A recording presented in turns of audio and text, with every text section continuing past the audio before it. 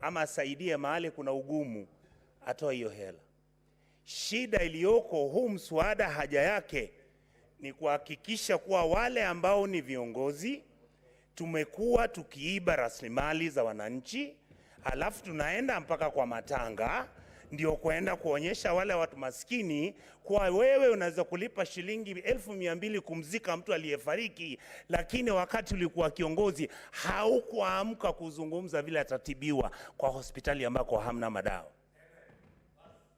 Sheria ambayo tunataka kubadilisha ni kutoa ufisadi kutoka kwa kusaidia watu maskini, kwa sababu vile tunavyosaidia watu maskini tuna pretend kuwa tunawasaidia, lakini hatusuluhishi yale mashida ama zile shida ambazo nchi yetu inazo.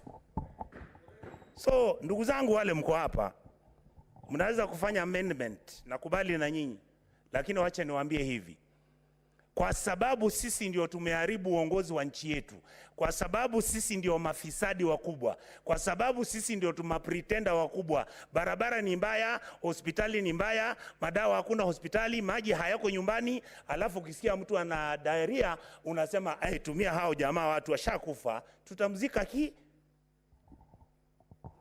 Ningependa kuwauliza nyinyi viongozi hapa, huu mswada uendelee hivyo hivyo, tutoe ufisadi kutoka kwa kusaidia mtu maskini, ili ukitoa pesa kanisa ama ukitoa pesa kwa mchango, tumia Safaricom na useme hiyo pesa ulitoa wapi, ukaleta kunitolea wakati nimefariki, kwa sababu wakati ambako nilikuwa mgonjwa hakukuwa na madawa. Asante ndugu Speaker. Senator Boni. Thank you, Mr. Speaker. Mr. Speaker, taking over from where the Senator of Kisii has left, I want to remind colleagues that this is our baby. When we rose to respond to the disaster of the Gen Z, one of the things we resolved upon in this House, in that great debate that we had never seen before, was that we had to address the displeasure by the young people on how we spend all our time showing off opulence, choppers, vehicles that cost over 51 million shillings.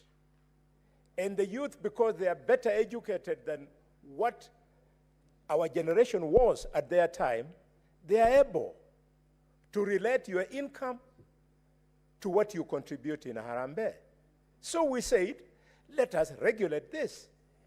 The intention of this bill, and I want to urge colleagues, let us read it.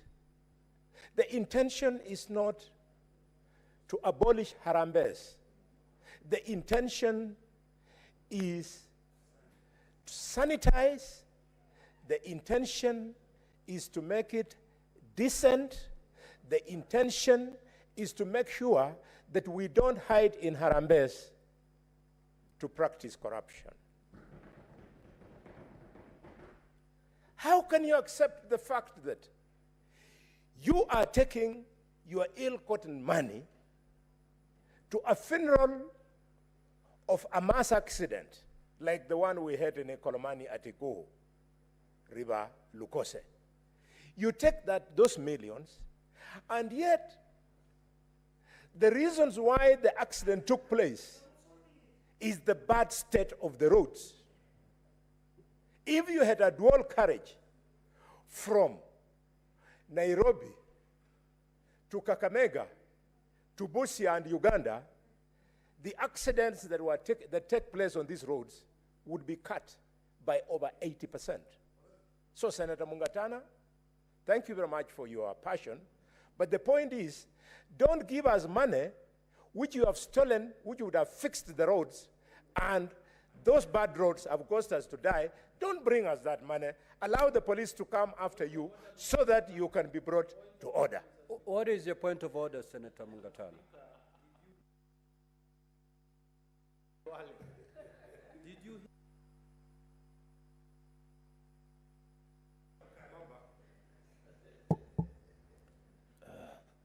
Yes, Mr. Speaker, did you hear the senator from Kakamega, my very good honorable friend, say that they don't bring us the money that you have stolen? Mr. Speaker, is it a presumption that every person who actually, out of his good heart, or out of the problem that is there, and I'm speaking from about my county, Mr. Speaker, I don't know, Kakamega, maybe they are rich, Mr. Speaker. People are dying of hunger. If you get something and you want to help, is it a presumption, Mr. Speaker, that the people who are helping, the teachers, the doctors, the more prosperous farmers are thieves? Mr. Speaker, can Mr. Kalwale, Honorable Kalwale, my very good friend, please stop playing to the gallery and address the issues? I don't think that is a correct statement, Mr. Speaker. Honorable Mungatana, I don't think the Honorable Senator for Kakamega meant what you've just said. Indeed, if you remember during the debate on the state of the nation, none other than honorable senators were of the view, and that was after listening to the general public, that there could be dirty money that gets its way into the harambees. And therefore, it's important to bring transparency in the harambees. It's decent to bring some accountability in the way we do these harambees. And out of that concern that the House had, and in fact, this House went to resolve certain actions to be taken. One of them is basically to legislate and bring sanity in the Harambee space. So yes, there's that general perception. And not everybody who contributes in a Harambee is a thief. But as you know, if I might use a Kiswahili saying, samaki moja kioza, bahari mzima imeoza. So this particular piece of legislation is to address that particular one thief and leave their 1,000 wonderful people. But at least that particular one person who we are not sure of how their sources of, these funds, the fund do not make its way into the hands of the public. That's why this law is proposed. But I do not think the Honorable Senator for Kakamega had an ill motive by saying that some of this money that would have otherwise fixed a road ended up in the wrong hands, and it is that money that is coming at the tail end to bury victims of that very bad road, which bad road came as a result of the money that had been maybe stolen. So it is that space that we are trying to clean up. There are good people who will bring their hard-earned money, and there are those questionable amounts that still find the way. So to clean up, to make sure that we have good money in this Harambee ecosystem, the proposed law is just to sanitize that space. Senator Boni. Thank you, Mr. Speaker. Mr. Speaker, I wouldn't have put it better. And I truly want to thank you. This bill is not a joke. Mr. Speaker, there is still money meant for drugs in hospital. And thanks to that shortage, patients die and they come to bury us. Mr. Speaker, there is still money meant to fix our roads. Mr. Speaker, they go ahead and buy four-wheel drives that can avoid potholes. and buy choppers, and courtesy of those bad roads, when we die, they come to show us. We don't want that money. Mr. Speaker, in Tana River, I have had the choice and pleasure for 6 years to practice medicine in the Coast Province. And I know what poverty has done, not just in Western, but in Coast. So, Mr. Speaker, there is still money meant to improve the productivity of the lands in Coast so that they allow the people of Tana River to come to them through harambees begging for food. Mr. Speaker, through this law, we don't want that kind of money. And Mr. Speaker, this law has been very well thought through. When you read through, Mr. Speaker, it is not casual. Let me respond, for example, to the concerns in this bill of the Senator of Tana River. We have Part Roman 3, which speaks to fundraising appeals. And they say, Mr. Speaker, in Clause 8, that the provision of this part shall not apply to a private fundraising appeal where the solicitation is made from members of for beneficiaries of the nuclear family or relatives and does not extend to members of the public. Clearly, this bill is going to allow us to sit as a family in Marinya, a family in Idaho, and do our fundraising. What they are against is public fundraising. And the law has gone further, Mr. Speaker, in Clause 9, has created distinction between public and private fundraising. It is the public fundraising that we want to control. I therefore, Mr. Speaker, wish to appeal to colleagues. Let's go through this proposal with a tooth comb so that we can refine it for it to be better. Are you saying this thing is a joke? When you saw a few days ago, none other than the Catholic bishops of Kenya speak to this issue. And in fact, Mr. Speaker, in unprecedented action, Archbishop Anyolo, who for the information of this House, is a man born from Shinyalu, and he's the Archbishop here in Nairobi. Philip Anyolo has done the unthinkable. He has returned money to politicians. So when you say we are doing something that does not appeal to the public, knowing that Catholics control over 50% of the Christians in this country, knowing that the Catholics have permeated all our villages and they could possibly be the voice of the poor who we pretend to be assisting when actually thieves are using that opportunity to sanitize money that they have stolen from our coffers. We must address it so that on Sunday, when I go to church, when you go to church, when all our other politicians go, including the head of state, he can comfortably make his contribution without any worries as to the interpretation. And this law has gone further, Mr. Speaker.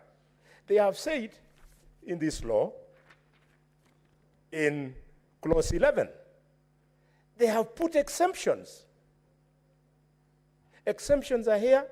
Senator for Narok, if you go to Clause 11, they tell you money or property collected by or under the authority of a recognized representative of a religious association is exempted. It means once the law is true, we can then go to Archbishop Anyolo and give him our contribution to help the church to be constructed. I would be the last person, Mr. Speaker, to fight the harambee spirit, because if it had not been for the 100 shillings in 1976, which Mwiriza Lihalanganga gave me as a contribution to my harambee, I would not have finished my education in Musingo High School. Mr. Speaker, Musingo High School, one of the top schools in this country, was started by the spirit of harambee. Shibwe Hospital today, which I have created from a dispensary, that dispensary was started by harambee. So harambee is good, but unregulated, you leave it to where you see people using it to sanitize the money they steal from us. Mr. Speaker, I want to conclude by acknowledging that this is indeed a difficult decision to make, because somebody who will not take trouble to read this law, he will think you are against charitable activity. No. In fact, one of the charitable organizations that I belong to, Touch Africa, where I'm a director of the foundation, was started by the late Michael Kijana Wamalwa because he believed in touching people. We want to touch people, but touch them with honor and touch them not when we are taking advantage of them. Mr. Speaker, I support strongly and I propose that at the right time we'll come with proposals to amend so as to make this bill better. Thank you, Mr. Speaker. Senator Olekina.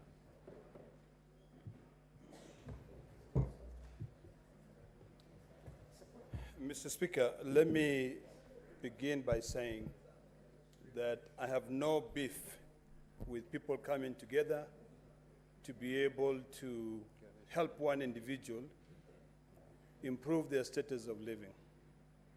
Mr. Speaker, I grew up in a society where we encourage a lot of the harambee movement.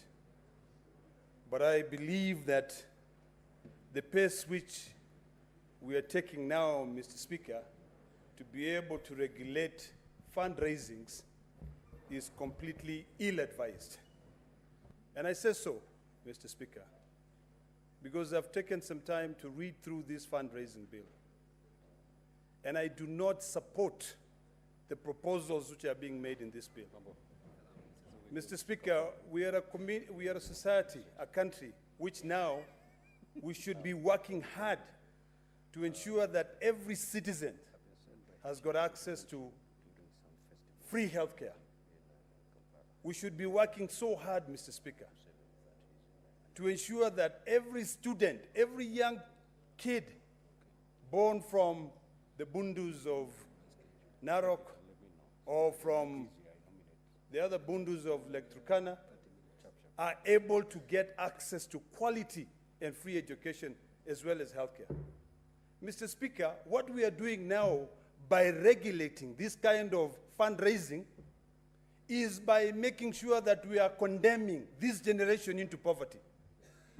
Mr. Speaker, I completely detest that approach. I've sat down there listening to the Chief Whip talking about when he went to school that he could not have finished school without harambee. That is very true to all of us. But are we going to stagnate and stay there for the rest of our generation? Or are we going to do things differently? Earlier on, in the morning session, Mr. Speaker, we had the Cabinet Secretary of Housing, Lands and Housing. And she made a statement here and said that Narok County, with 6 sub-counties, will be entitled to a minimum of 220 houses per sub-county. That makes it about 1,320 houses for Narok County.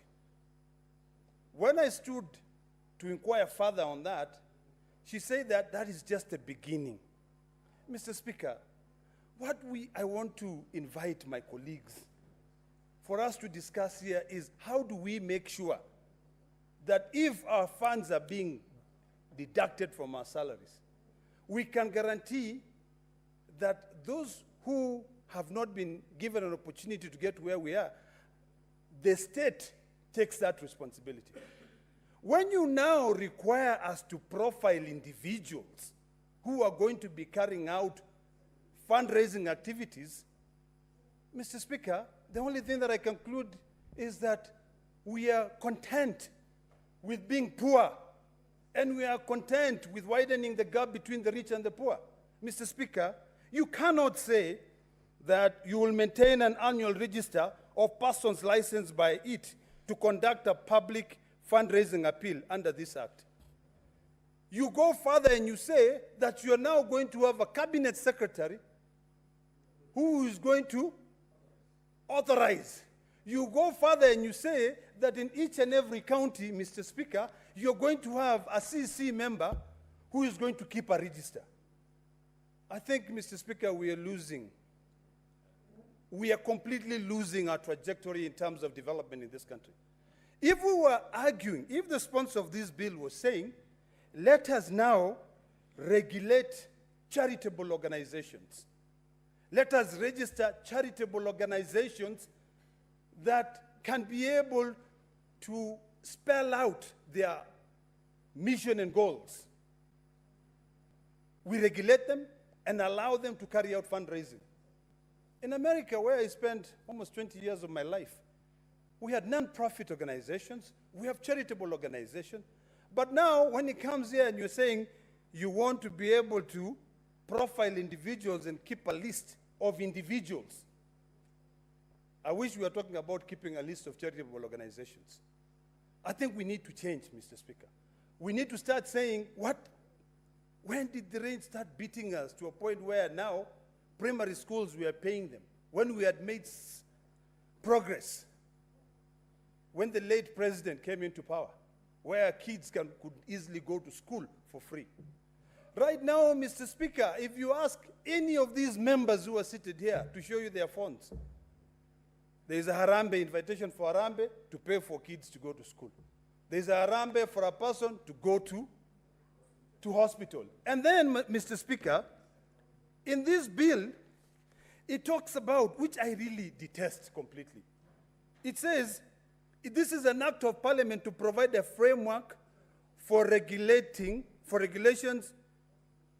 in the conduct of public fundraising appeals to promote transparency and accountability in carrying out of fundraising appeals and foster great philanthropy. How do you foster great philanthropy when everybody in this country knows that the only people who can come up with money are politicians? Aren't you just encouraging corruption then? Aren't you encouraging an issue where you are elected into office because of how much you can be able to give instead of meritocracy? I think we need to focus on developing this nation. We need to come up with policies that will ensure that we narrow this gap between the rich and the poor, those who have and those who have none. We made progress by introducing a new constitution, where now we have counties. You know, even the way we make legislation, Mr. Speaker, has got to change now completely. It has got to change. I long for the time that we will be sitting here and saying, in Tana River County, the residents of that county have decided that every child in that county will go to school for free, and that their money that they are being taxed will be able to be directed there. But now, if we are even regulating fundraising, and then in this same law you say you are excluding, I like what my good friend Bonnie Halwale said, we are excluding family fundraising activities. You know? I mean, seriously. I want to beseech all of us that we move away from this kind of legislation. We are over-legislating. I want to beseech all of us that we sit down and say, how are we going to make sure that we develop policies that will ensure that in future, a granddaughter of the majority whip or majority leader will be able to go to school and not having to worry about harambees. You know? Yes. You know, this issue of majority leader, for us keep on saying harambe, harambe, harambe, is really pushing us back. we were profiled as a less developed country. We went up to now a medium developing country, a developing country. We have now gone to a point where now we are saying there are those developed nations. And when we go to these international conferences, and I'm sure my good brother, the chair of PAC, will tell you that when they went to COP29, our presidents did not even go. So it was just a room full of individuals who have got dreams but cannot be able to implement them. They were just talking about, we want to give Africa $1.3 trillion just because we spent $3 trillion in promoting warfare among countries. It's a talk shop. So, Mr. Speaker, I want to plead with the sponsor of this bill,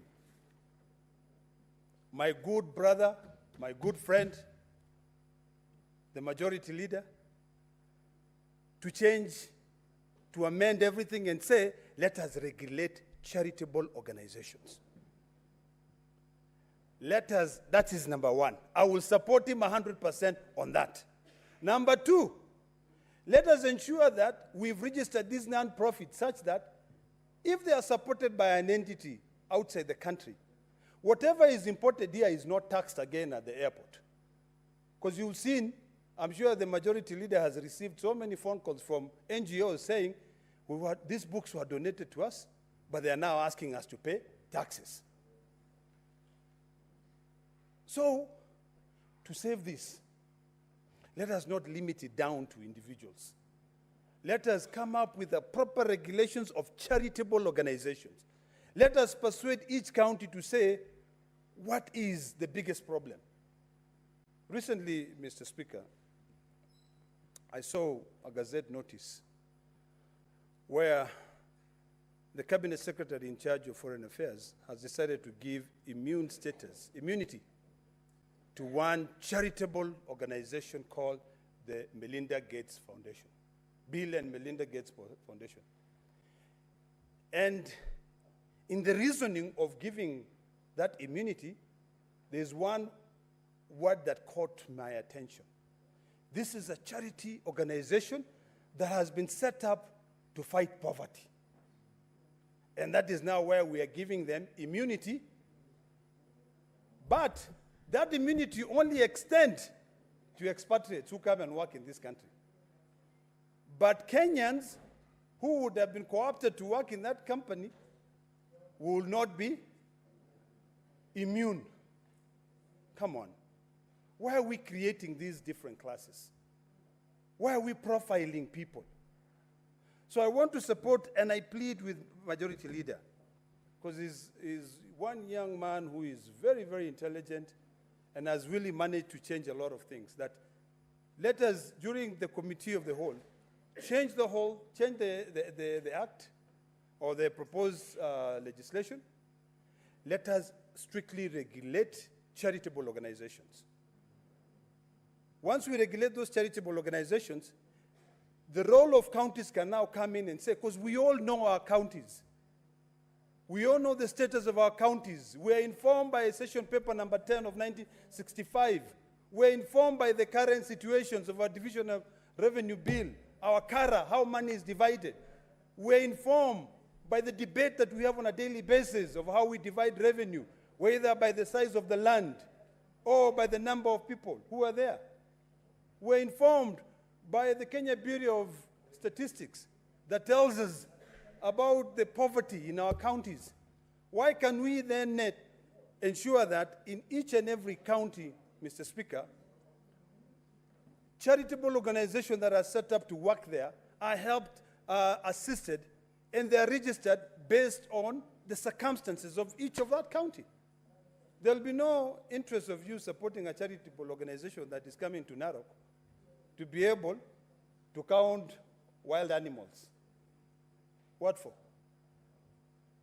But if you're telling me that you will go to West Pokot and ensure that you are funding a charitable organization that brings people together for cohesion, make sure that it supports education, I'll be among the first one to say, let's go for it. So, Mr. Speaker, to end, I would like to see this bill becomes law. But let us make it such that it doesn't profile people. Number two, such that it doesn't keep us stagnating. Let us now think like these developed nations that want to sponsor this charity organization. And you will know something, Mr. Speaker, as I wind up. A lot of these charity organizations will raise $1 billion. And they will say, we are going to fight poverty in Africa. And they will say, for Kenya, we'll give Kenya $200 million. I'm telling you, Mr. Speaker, and this is a fact, and you can go check. By the time that money lands to Kenya, 80% has gone into administration. Only 20% is what ends up fighting that poverty. So, Mr. Speaker, this is an area that I'm quite vast, and I want to support the majority leader in regulating charitable organizations. We want to make it easy for people to be able to improve their standard of living. If today I want to go to Senator Kipsang's home and support a local church there, I should not be regulated to do that, really. Thank you, Mr. Speaker. Senator Chimera. Asante Bwana Spika kwa kunipa fursa hii. Hata mimi pia niweke kauli yangu kwa mswada huu, Bwana Spika. Bwana Spika, nimesikiza changizo za viongozi wenzangu kwa mswada huu, Bwana Spika. Na nimeona ni kama tunakingana kimawazo, Bwana Spika. Kuna wale ambao wamelichukulia swala lote hili kimakosa na kwamba wakaona sababu kuu ambayo ni kwa nini sheria hii imefika katika bunge letu la Seneti hii siku ya leo, Bwana Spika, ni kutokana na ule msukumo wa wale vijana wetu Gen Z ambao kwamba wao, na mimi naungana mkono na wao pia, Bwana Spika, naunga mkono wao kwa sababu pia tuliona kweli hapo awali kwamba viongozi, baadhi ya watu katika nyadhifa mbalimbali katika uongozi katika nchi hii waliweza kuonekana kwamba wapo mstari wa mbele kufanya harambee ambazo ni za kutishia mno. Kutishia kwamba kile kiwango ambacho wanatoa katika harambee zile, Bwana Spika, kumradhi, kilikuwa kiwango cha juu zaidi. Na viongozi wengi ukiangalia mstakabala wao, Spika, ukiangalia ule mshahara ambao tunapokea kama maseneta, kama wabunge, kama ma-MCAs, kama magavana na kama makatibu na mawaziri, Bwana Spika, hailingani na kile kiwango ambacho wanatoa katika harambee hizi. Na ndiposa mori ama hasira ikaweza kuwajaa wale vijana wa Gen Z na wakasukuma kwamba lazima iwe sheria kwamba harambee hizi ziweze kudhibitiwa, Bwana Spika. Lakini Spika, nikueleze kwamba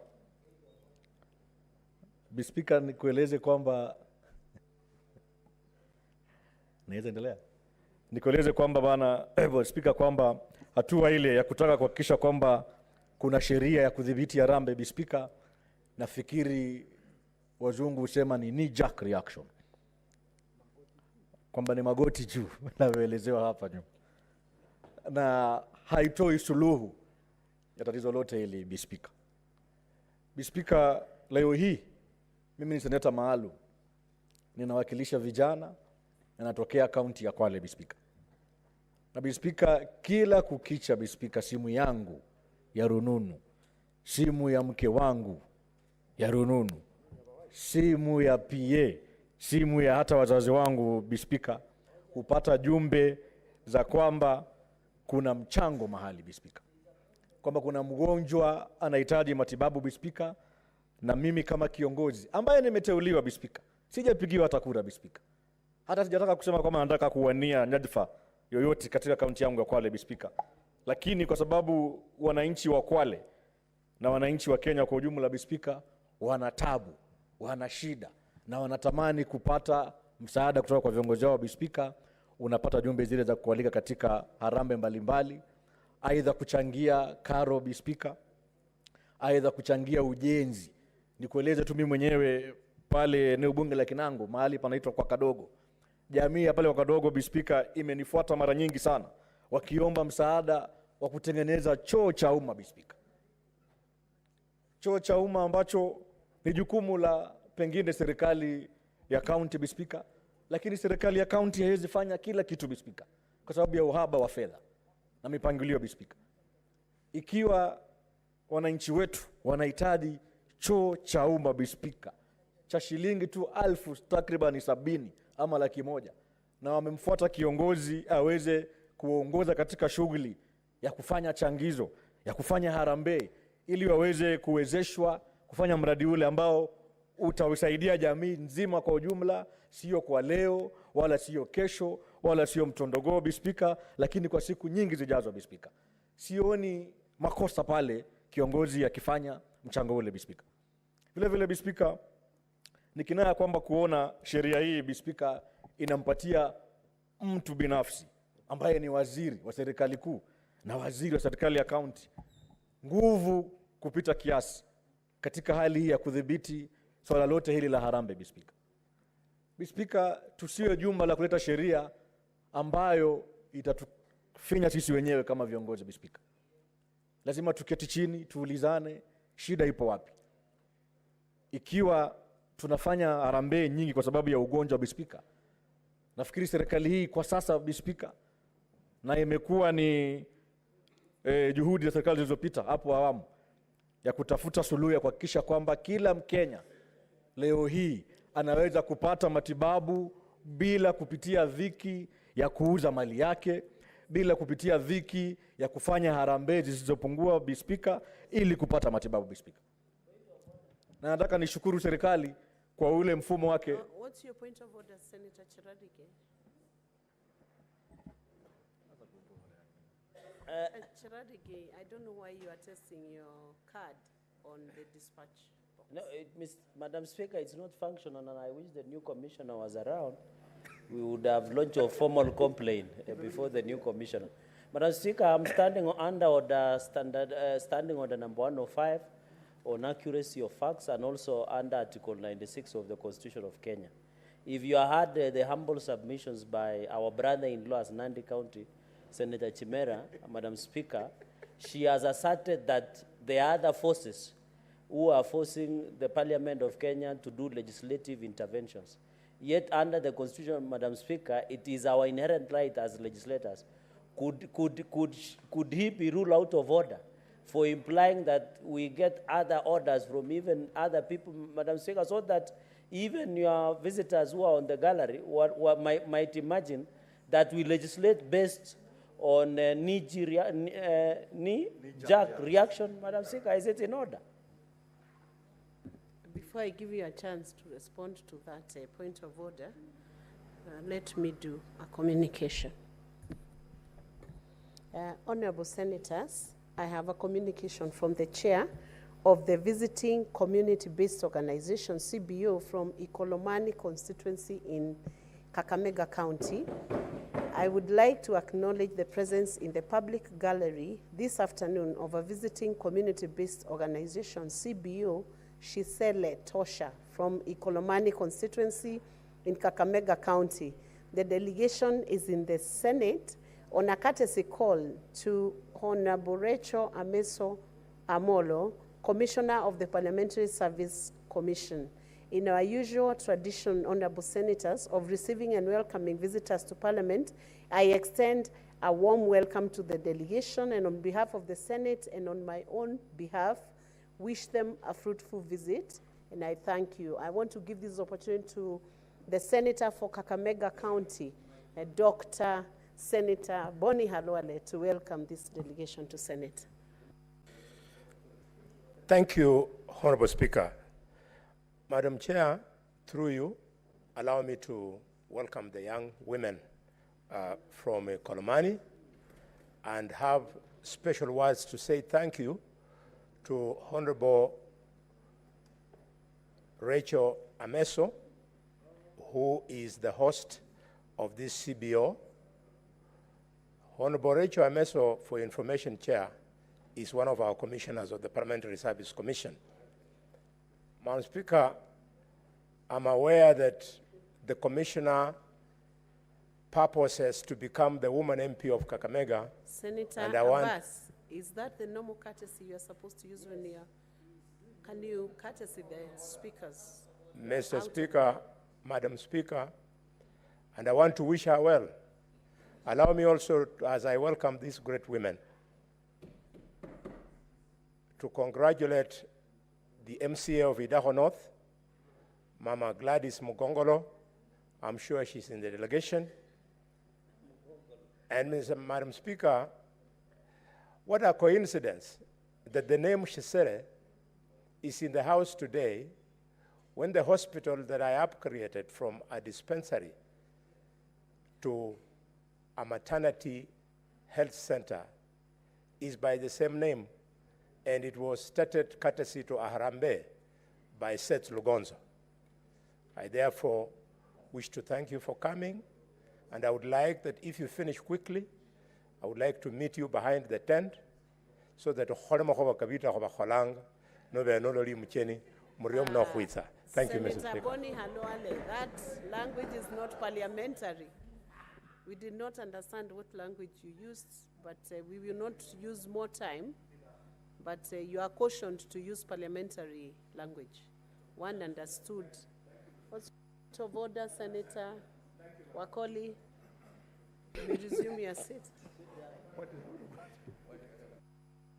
Senator Wakoli.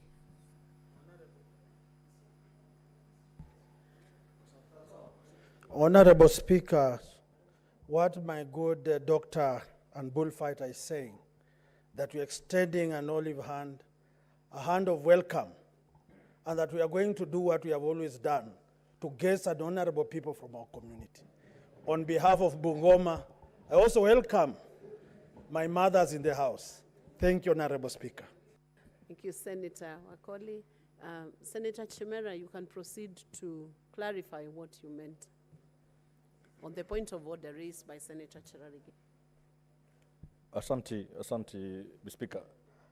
Nafikiri Senator ndugu yangu kutoka Nandi alikuwa anazungumzia kuhusu ule mshtuko wa goti, kuashiria kwamba tunaleta sheria kwa sababu ya ile hali ya wazungu nikitohoa wanaita knee jerk reaction, Speaker. Nimemaanisha kwamba, sikumaanisha kwamba kuna msukumo kutoka sehemu mbalimbali, lakini ile hali ya kwamba vijana wetu walipiga kelele kuhusu na ile taswira yote ya masuala ya harambee, na ndipo sasa tunaona sheria hii imefika bungeni leo. Sikusema kwa kukusudia vibaya, Speaker, lakini nilikuwa naweka wazi tu kwamba kuna mchipuko wa ni hali gani ambayo sheria hii imefika bungeni leo hii, Speaker.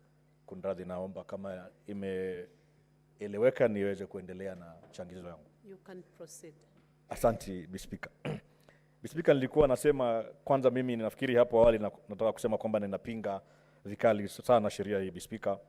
Kwa sababu ukiangalia kipengele cha 13 1 na 2 kinasema kwamba mtu yoyote yule ambaye ako katika ofisi ya umma kama kiongozi haruhusiwi kujihusisha kamwe na shughuli za harambee, Speaker. Vile vile pia inasema mtu yoyote yule ambaye anapania kugombania kiti cha umma aidha cha kisiasa, Speaker, pia ndani ya takriban miaka 3 kabla ya uchaguzi mkuu haruhusiwi kufanya harambee, Speaker. Speaker, ni kinaya kwa sababu shughuli yote ya uongozi, Speaker, ni kusaidia jamii yako.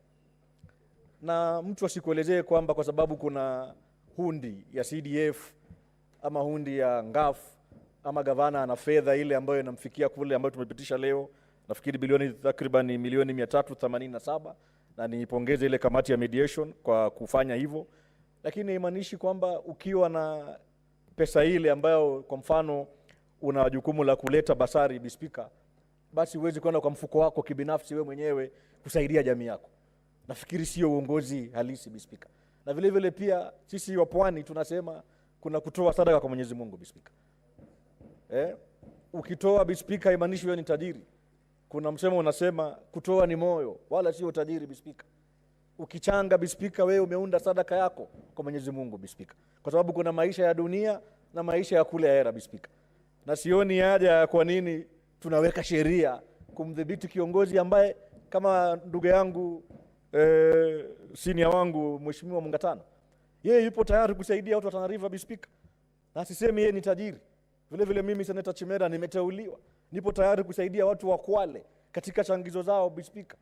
Iwe ni mchango wa harambee ya mambo ya afya, iwe ni mchango wa kujenga kanisa, na hata hii weekend inakuja nitakwenda Lungalunga Catholic Church, Bi Speaker, kufanya mchango ambao wamenialika wao wenyewe, kwa sababu mimi nina imani, mimi ni Mkristo Mkatholiki. Nina imani kwamba na Biblia inasema kwamba tukija pamoja Yesu yu ndani yetu, na kwamba ni jukumu langu kama kiongozi kujenga hekalu la Mwenyezi Mungu. Pia nimealikwa vile vile katika harambee pale Guro kujenga kituo cha afya, ambayo si jukumu langu, Bi Speaker. Lakini mimi ni kiongozi, Bi Speaker. Siwezi sema siwezi, na sina ile fedha ya kufanya ule mchango, Bi Speaker. Lakini kuna marafiki ambao wamekwenda shule, ni wafanyabiashara, Mwenyezi Mungu amewabariki na wapo na nia ya kuregesha mkono katika jamii zao. Sio sawa, Bi Speaker, kuleta sheria ya kudhibiti mtu ambaye yuko tayari kutoa. Na nimesema kutoa ni moyo wala sio tajiri. Asante sana, Bi Speaker, na mimi napinga vikali mswada huu. Shukran na Mungu awabariki, Bi Speaker. Thank you, Honorable Senator. Senator Eddie Okech.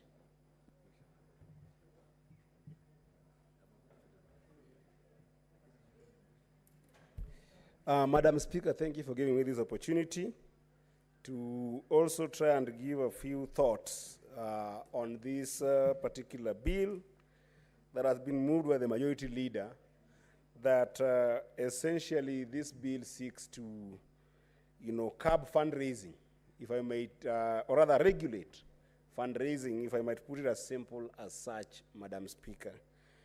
I think one thing I must say, Mr. Speaker, is that the majority leader has been greatly misunderstood. I listened to the minority whip describing the intent of this bill as being able to overly deal with any kind of donations or any kind of charitable deeds, especially when it comes to money. I don't think that that is what the majority leader seeks to cure here, because I don't think that the idea of this bill is to attack, for instance, the charitable organizations that we have in this country, if you may call them also non-profit organizations. I think that what the majority leader is seeking to cure here is the problems that we have seen in this country of public leaders using the platforms of fundraising as a way of basically capturing the people and as a way of insincerely taking control of public discourse. I think that is a fundamental problem. And Madam Speaker, I think that to that extent, the majority leader is very right. Because, Madam Speaker, Chapter 6 of the Constitution, which is what I think is the crust of the problem the majority seeks to solve here, Madam Speaker, Article 73, under that Chapter 6, talks about responsibility of leadership.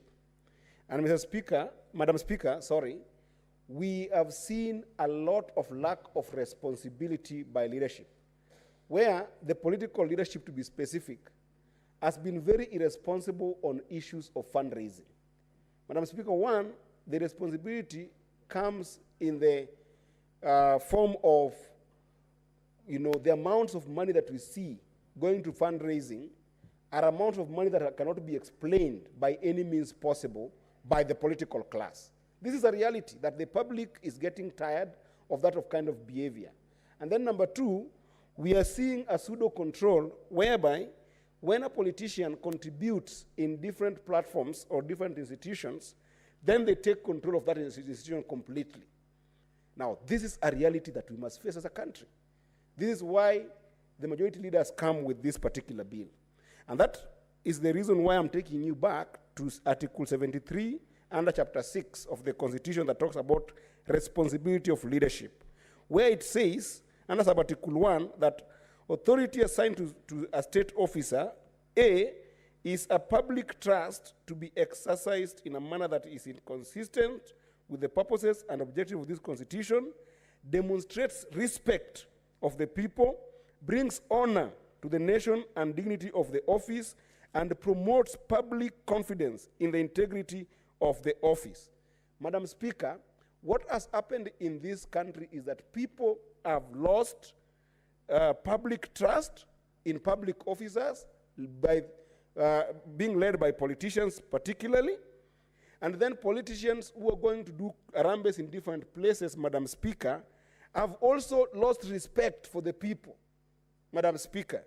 And also, the acts of harambee that we are seeing in this country, in the manner in which they are exercised, Madam Speaker, do not bring honor to the nation, and they do not bring integrity and dignity to the offices that we have. What does this mean, Madam Speaker? If you further in that article, sub-article B, it says that authority assigned to a state officer vests in the state officer the responsibility to serve the people, service, rather than the power to rule over them. The political class, because of this harambee, are ruling over our people. They are not serving our people, Madam Speaker. So this is a problem that is a serious conversation that the majority has brought in this House that then must be addressed. Now, the question is this.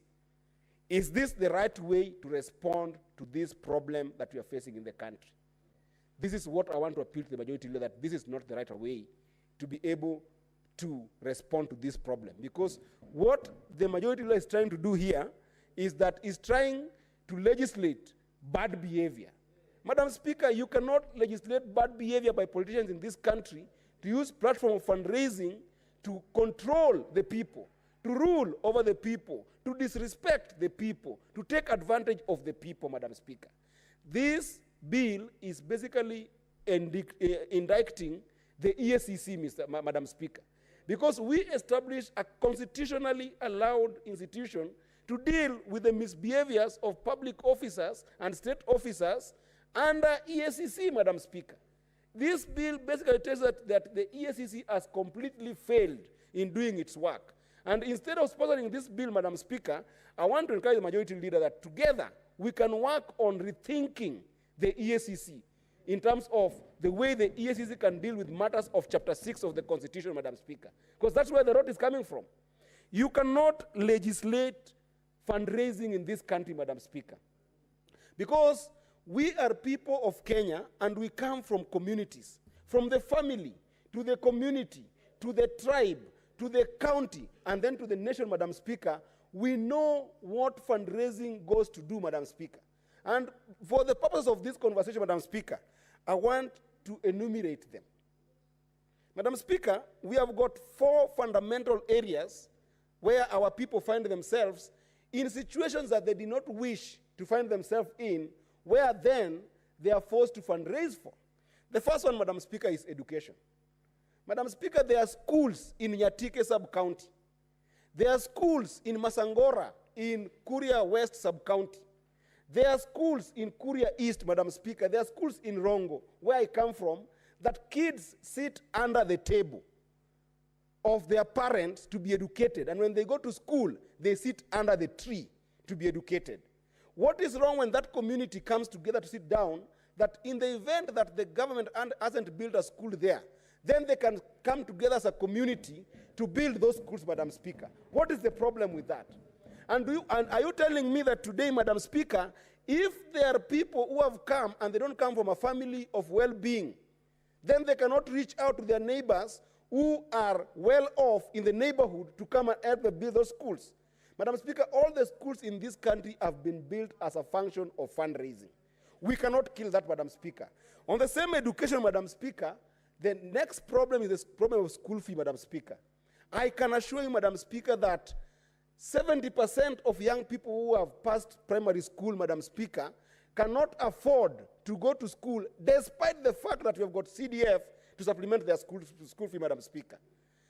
Madam Speaker, I take this time to share with you, and I'm not doing this for the sake of gimmicks.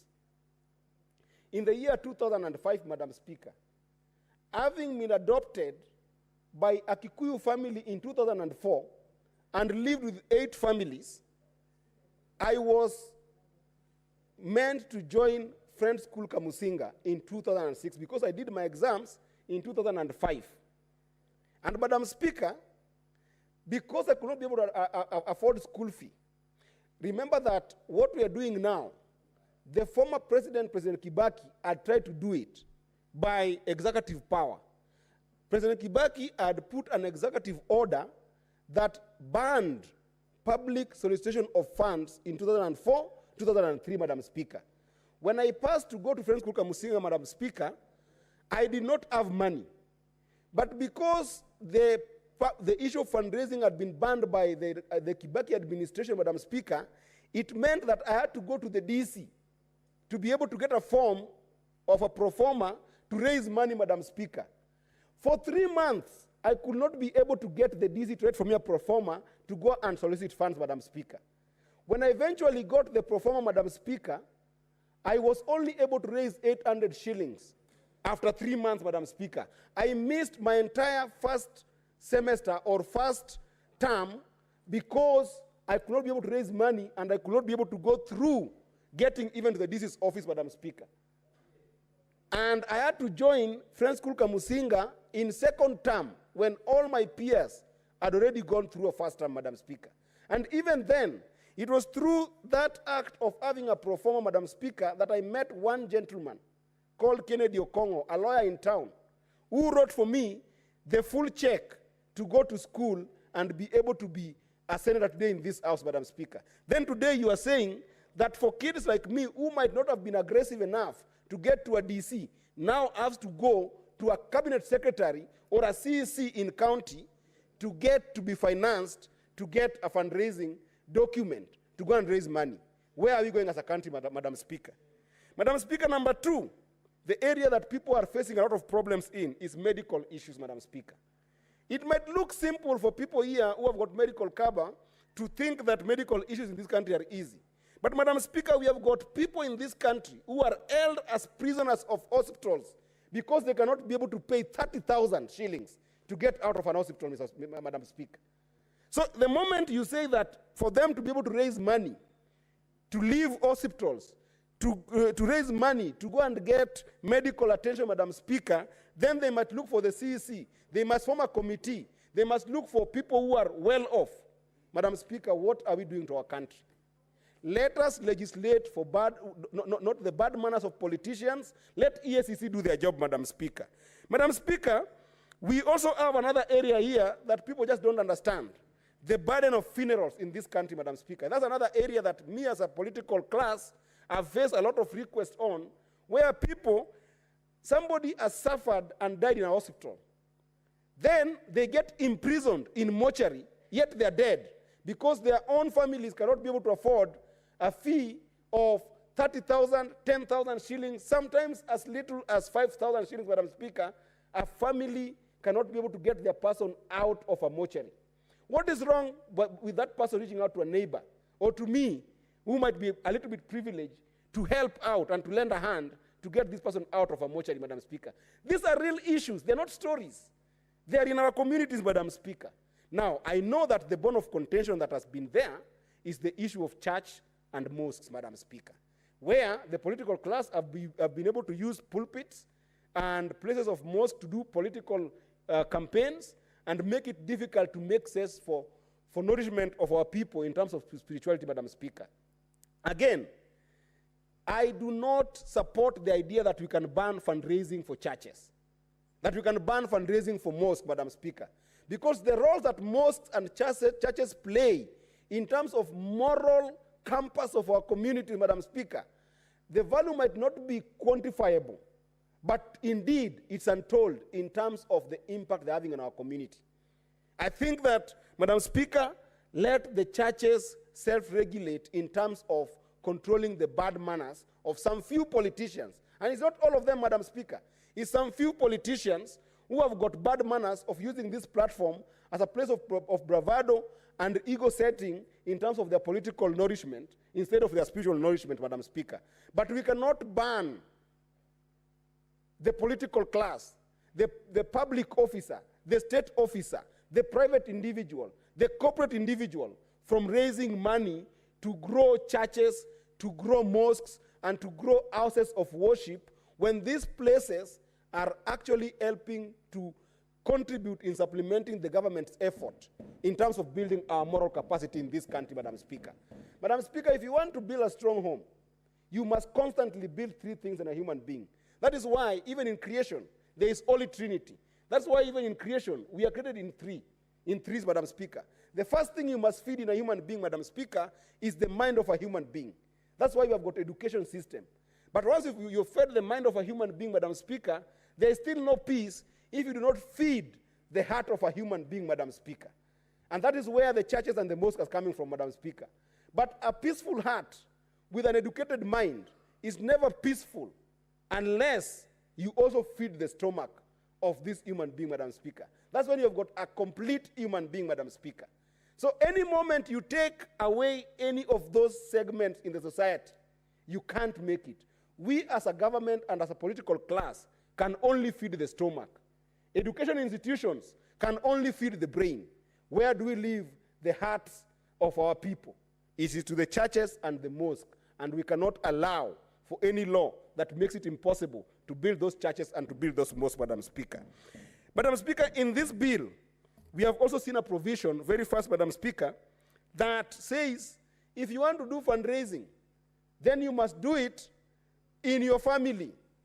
So what happens to a family where, I come from a family where the first name that has been heard about in this country, Madam Speaker, in our family, in our entire generation, that Arun Cheriot knows is Eddie Okech.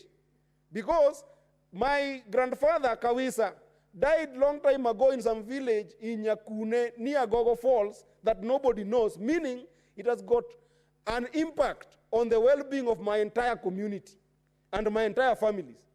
So you are letting me be in a situation where if you want to do for fundraising, I can only do it with my family and not with the family of Mungatana who I now know, who I can invite and tell him, support me here and there. Madam Speaker, this is now discriminating and then making people to be in their own cocoons of successful families, the haves versus have-nots. We cannot allow that in our country, Madam Speaker. And lastly, Madam Speaker, there is the issue of the regulators. You are talking about regulations being done by Cabinet Secretary. Madam Speaker, in law, it looks easy. But in practice, how will this Cabinet Secretary regulate the President in terms of making sure that the President abides by the requirements of this law? It's not possible.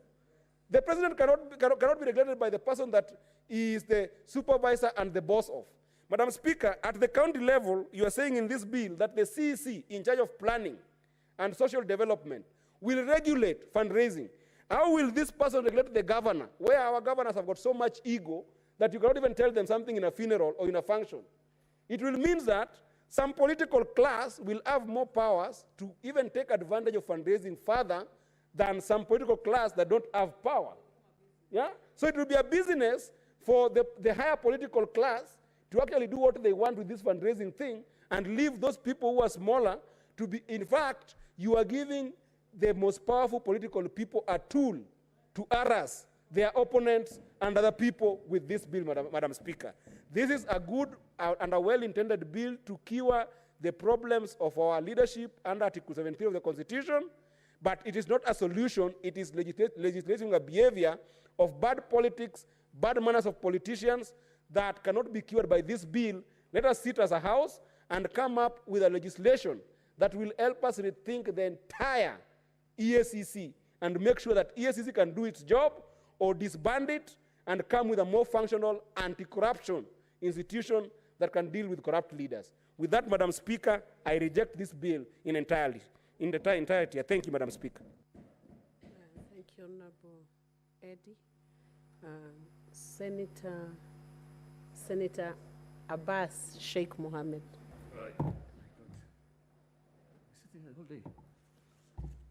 Thank you, Honorable Speaker. Honorable Speaker, I want to also join my colleagues that this bill will not help any Kenyan. As you are aware, the spirit of harambee has been the fundamental cornerstone for this country in terms of development. It's only after CDF and the other funds came in and the country economy improved that people want to change the spirit of brotherhood. The harambees or the fundraisings have created cohesion in this country. That most of the poor people have really come up. Most of the students that today, most of our professionals went for scholarships outside the country through harambees. It created, fundraisers and harambees have created love among the communities. It's only through sharing with the poor that we love one another. Honorable Speaker, we cannot today throw away the brotherhood that Harambees have created. As you are aware, this country, almost 70% is below the poverty line.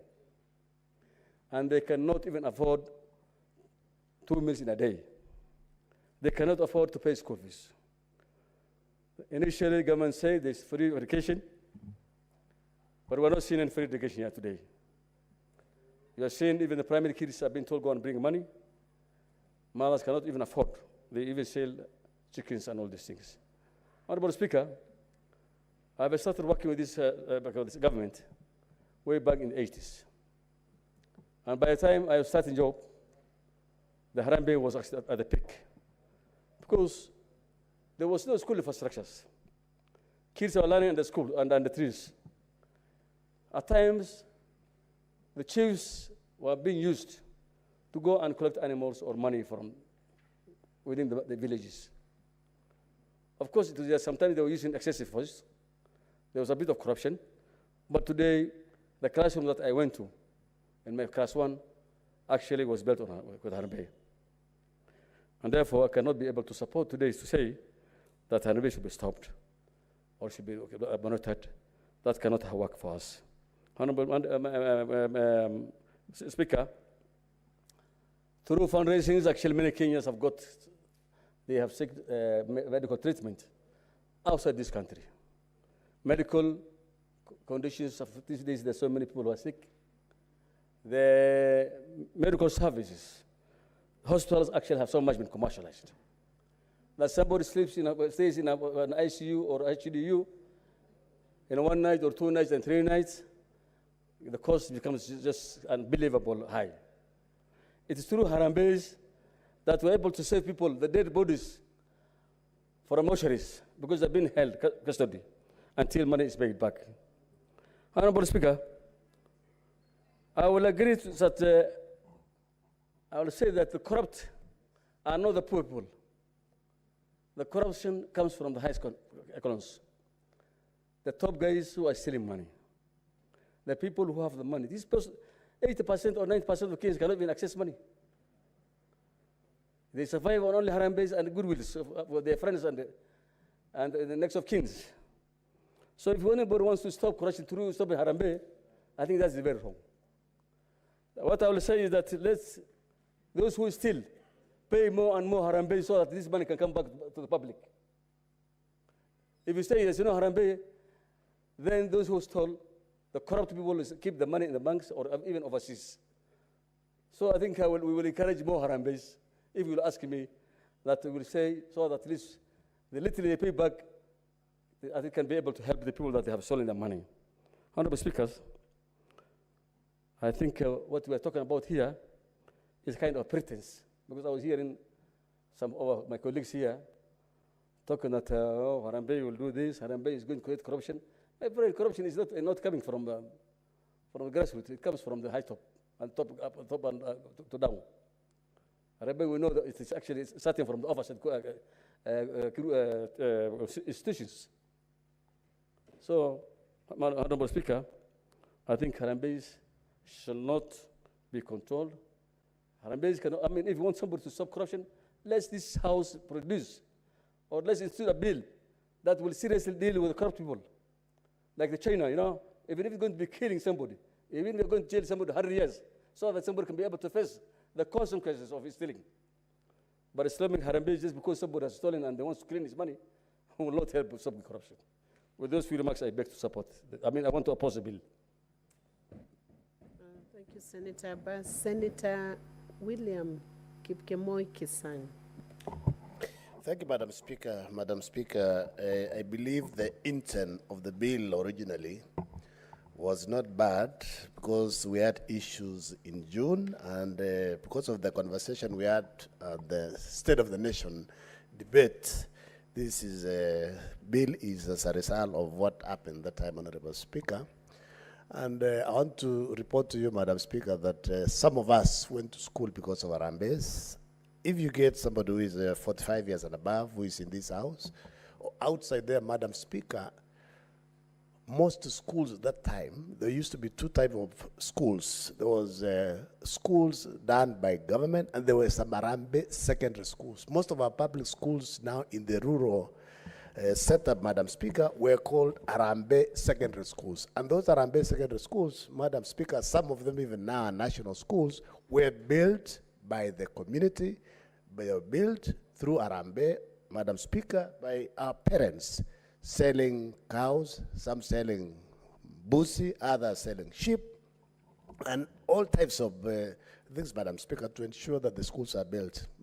Madam Speaker, I hope with the debate that's going on, the little majority is going to think about this bill, Madam Speaker, because we cannot do as a country without an harambee, Madam Speaker. Most of our judges also, Madam Speaker, were built through harambees. Some were done by missionaries who came to the country early, maybe 60s, 50s, and 70s, Madam Speaker. And these missionaries also, the resources they got was as a result of harambees in their own country, Madam Speaker, because they got maybe charity organizations, and those who are philanthropic enough to contribute. And then the resources came to Kenya, came to Africa, and our churches, our mosques were built as a result of harambee, Madam Speaker. Madam Speaker, my colleagues have talked about school fees. Most people went to school because of harambee.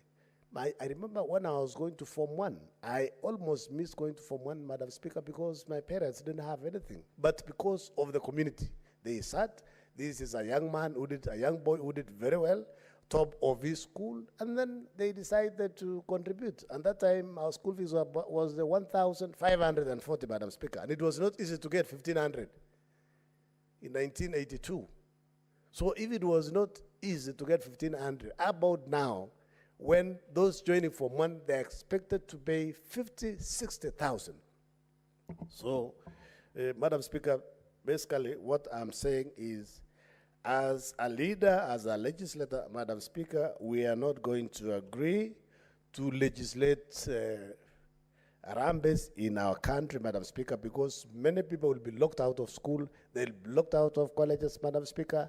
CDF has been there from 2004, but it's not been able to, sponsor all the students across the country. That is why one of the senators the other day, Madam Speaker, said, can we collapse all these bursaries from CDF, bursary from county government, bursary by women reps, and from the ministry, we put in one gitty so that we have really free education from ECD up to university.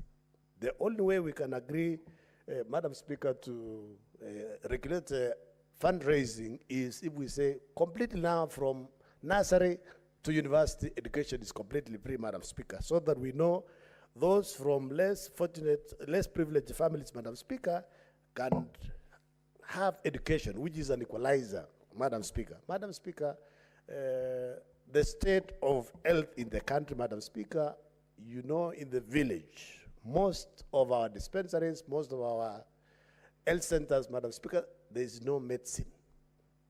And because there's no medicine, you'll realize most of our people who get sick will go to private hospitals in the counties. And when they go even to public, they're expected to pay. And when they're expected to pay and they don't have anything, many of them have lost even their pieces of land because of selling to take the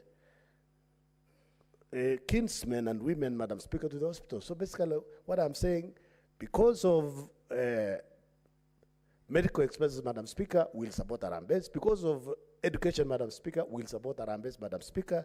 And because of other issues, Madam Speaker, if you check clause 14, clause 13, Madam Speaker, of the bill, clause 14, Madam Speaker, it says a person shall not conduct a public fundraising bill unless the person has applied for and obtained a permit in accordance with the provisions of this law, Madam Speaker. You can imagine you have a sick person, the person requires to be discharged because he has gone to the hospital, you need to apply within 14 days. And where will you get this CEC? If we were not able to get a DC who was just within the district, but now this is a CC in charge of a county or a CS in charge of the country, Madam Speaker. It's not possible. And Madam Speaker, one of the clauses here, Madam Speaker, is saying if you intend to seek for a public office 3 years before elections, you should not conduct any fundraising, Madam Speaker. How would you know? You know, standing for a seat sometimes is a calling. The community can approach you to stand, and they can approach you 6 months to the election. What will happen if you will have conducted a fundraiser before? It means basically you'll be locked out, and the community will lose a leader who would have come to assist the people, Madam Speaker. You check the fines, Madam Speaker, that if you conduct a fundraiser without a valid permit, Madam Speaker, you can pay a fine of 5 million. How will you pay a fine of 5 million when basically you are looking for resources to release somebody from the hospital or to take a child to the hospital, to school, Madam Speaker? Madam Speaker, basically what I'm saying is when the time comes to vote, Madam Speaker, we are going to reject this bill, and so that we can basically ensure that we continue supporting our people. This is a social call, it's a social rally to ensure that our people are assisted, Madam Speaker. With those few remarks, Madam Speaker, I oppose this particular bill. Thank you. Thank you, Senator Kisang. I do not see any other senator, and so I'll call upon the mover to reply. Majority Leader, Senator Aaron.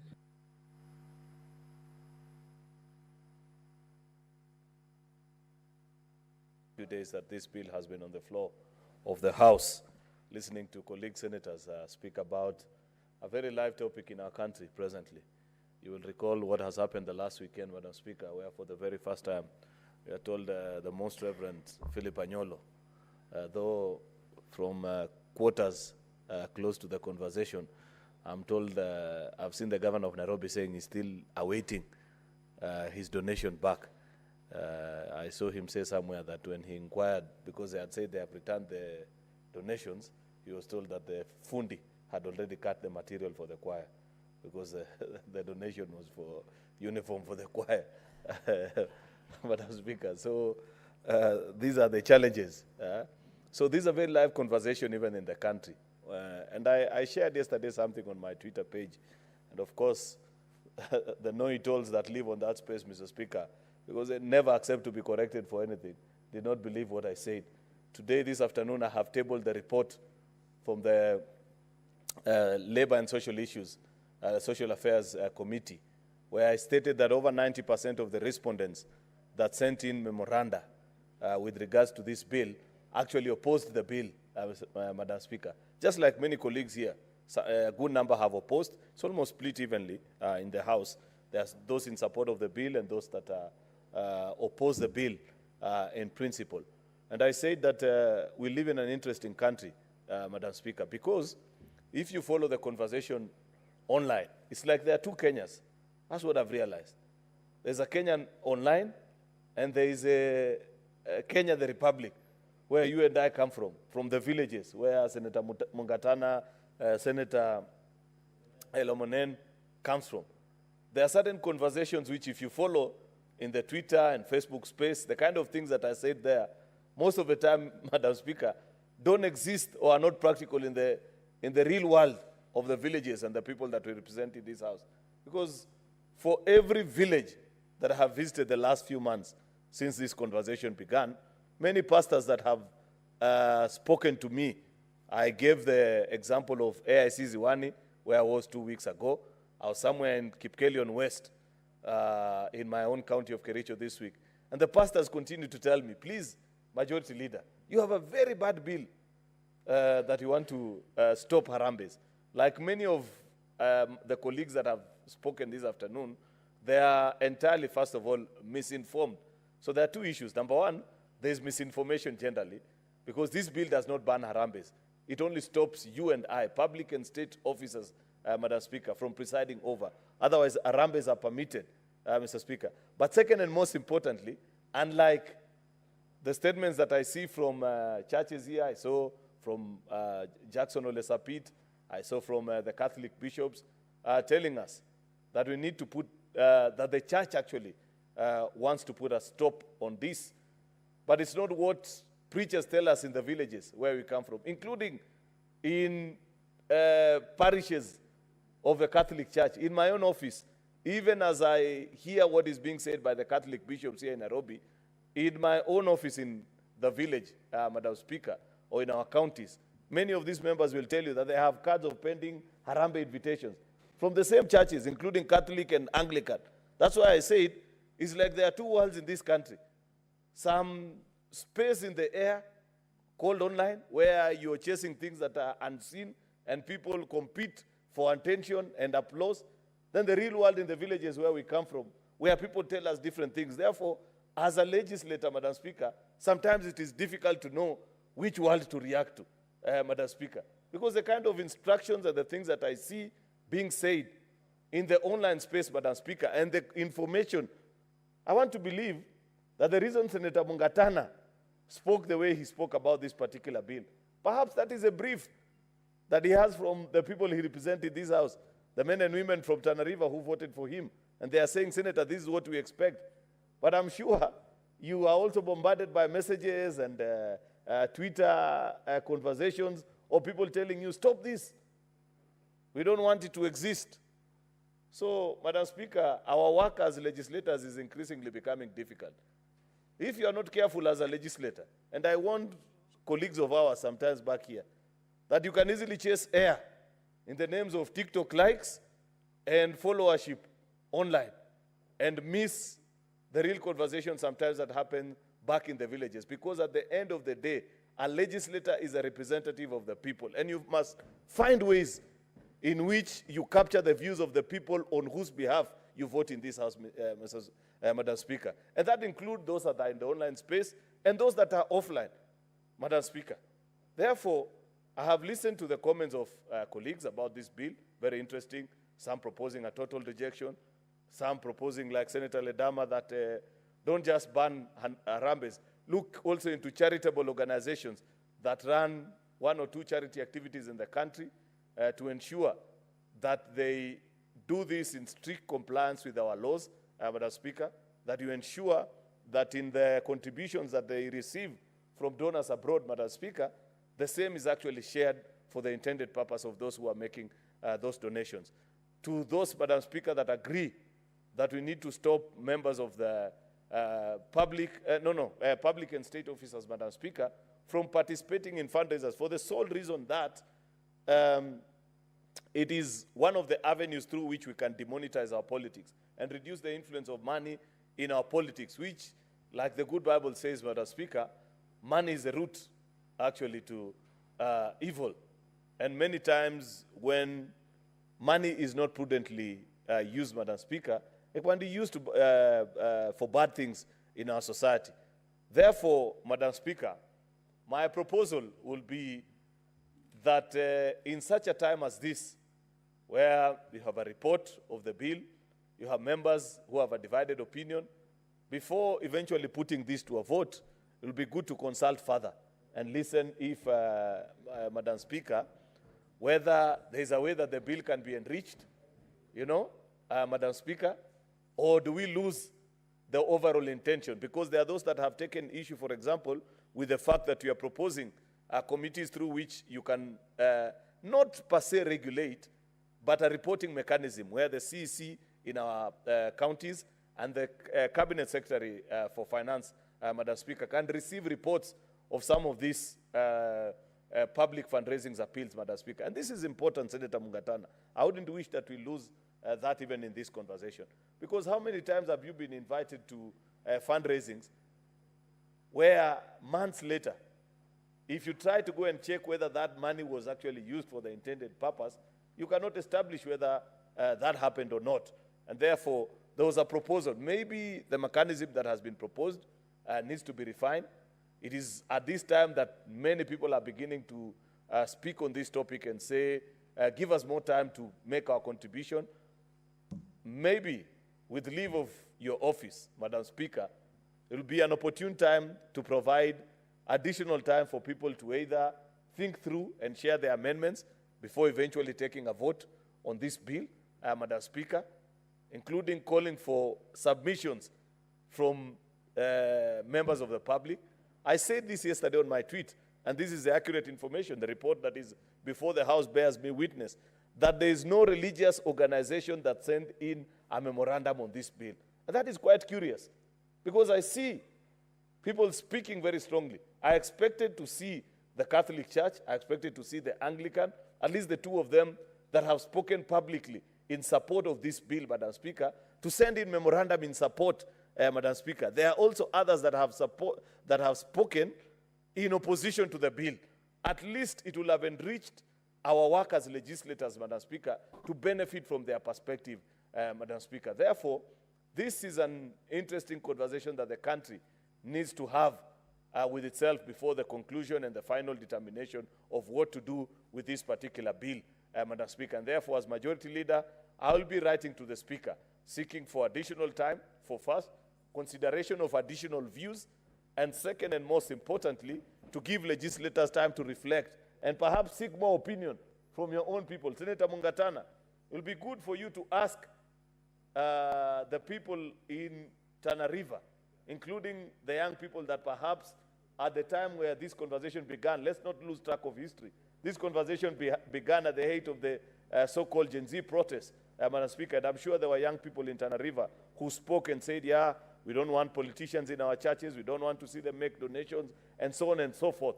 It will be important to listen to them over this weekend, especially as they speak in a large gathering at your village back in Garsen, you know, Mr. Speaker, so that they speak, Madam Speaker, sorry, so that they speak and instruct you in the presence of the rest of the voters, and they can hear what the feedback from the rest of the voters will be before you eventually cast your vote, Madam Speaker. Because at the end of it, Madam Speaker, this conversation is about trying to reduce the influence of money in our politics, Madam Speaker. And let's not pretend here. Harambees form part and parcel of our body politic, and the kind of contributions that people make eventually has an influence in the determination, Madam Speaker, of whether to vote for a candidate or not. It may not be the only determinant, but many of the times, Madam Speaker, it has been used as a yardstick to gauge your abilities and your prowess, Madam Speaker, in terms of marshalling resources, and people use it even as a determinant. Madam Speaker, if you are not careful, and if you do not put a check on this space of fundraisers, Madam Speaker, in another 2 or 3 cycles of Parliament, you will have these houses filled up with wash-wash characters, Madam Speaker, because increasingly it is becoming difficult, Madam Speaker, even to campaign on issues. How many times do these members of this House go out to campaign, Madam Speaker, and before you address a gathering, people don't want to listen. They tell you, we've heard those stories before. They're already queuing and saying, just finish with us. We know what we'll do at the ballot, Madam Speaker. Therefore, we will have to be intentional. And it's not just by way of fundraisers, Madam Speaker. It includes the overall influence of money as a mobilizing tool, as a determining factor in who gets elected into Parliament and positions of leadership, Madam Speaker. We have campaign financing laws, but how effective are they, Madam Speaker? You remember when you were running for last election, we were supposed by law, Senator Mungatana, to open an account, you know, through which you channel your public, your campaign finances, you know, and manage it, then file returns to IBC. How many politicians observed that, Madam Speaker? So until there's intention on us as a legislature, Madam Speaker, to show that we are going out of our way to reduce the influence of money in our politics, then it will be difficult, Madam Speaker, for us to fight corruption, the biggest evil that our society continues to hoggle and fight about, Madam Speaker. And you know, this is not just about us as a political class. In fact, many of the beneficiaries of corrupt practices, though people imagine that it is we in the political class, it is actually those that are in public offices that are not necessarily political appointees, Madam Speaker.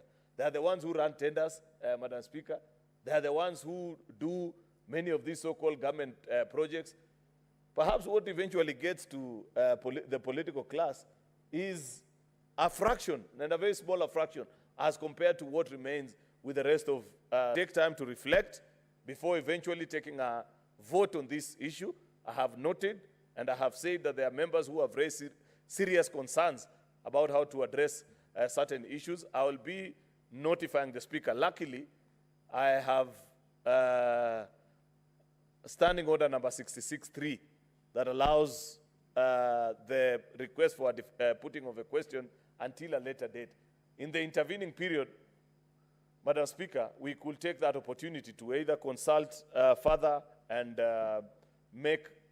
listening to more memorandum from members of the public with regards to this particular bill. I will inform the Speaker of this request by way of a letter so that perhaps we can make an eventual decision actually on this particular issue. With those many remarks, Madam Speaker, I beg to reply and request that in accordance to Standing Order number 66.3, we defer the putting of a question until a later date when all these other things that I mentioned have happened. I thank you, Madam Speaker. Thank you, Majority Leader. That request is granted. We defer the putting of the question, and you can dispatch that communication to the Speaker's office on the request to receive more memorandum and views on this bill. I will now reorganize the order paper and call out and request the clerk to call out order number 16. Order number 16, the County Assembly's Pension Scheme Bill, Senate Bills number 14 of 2024, second reading.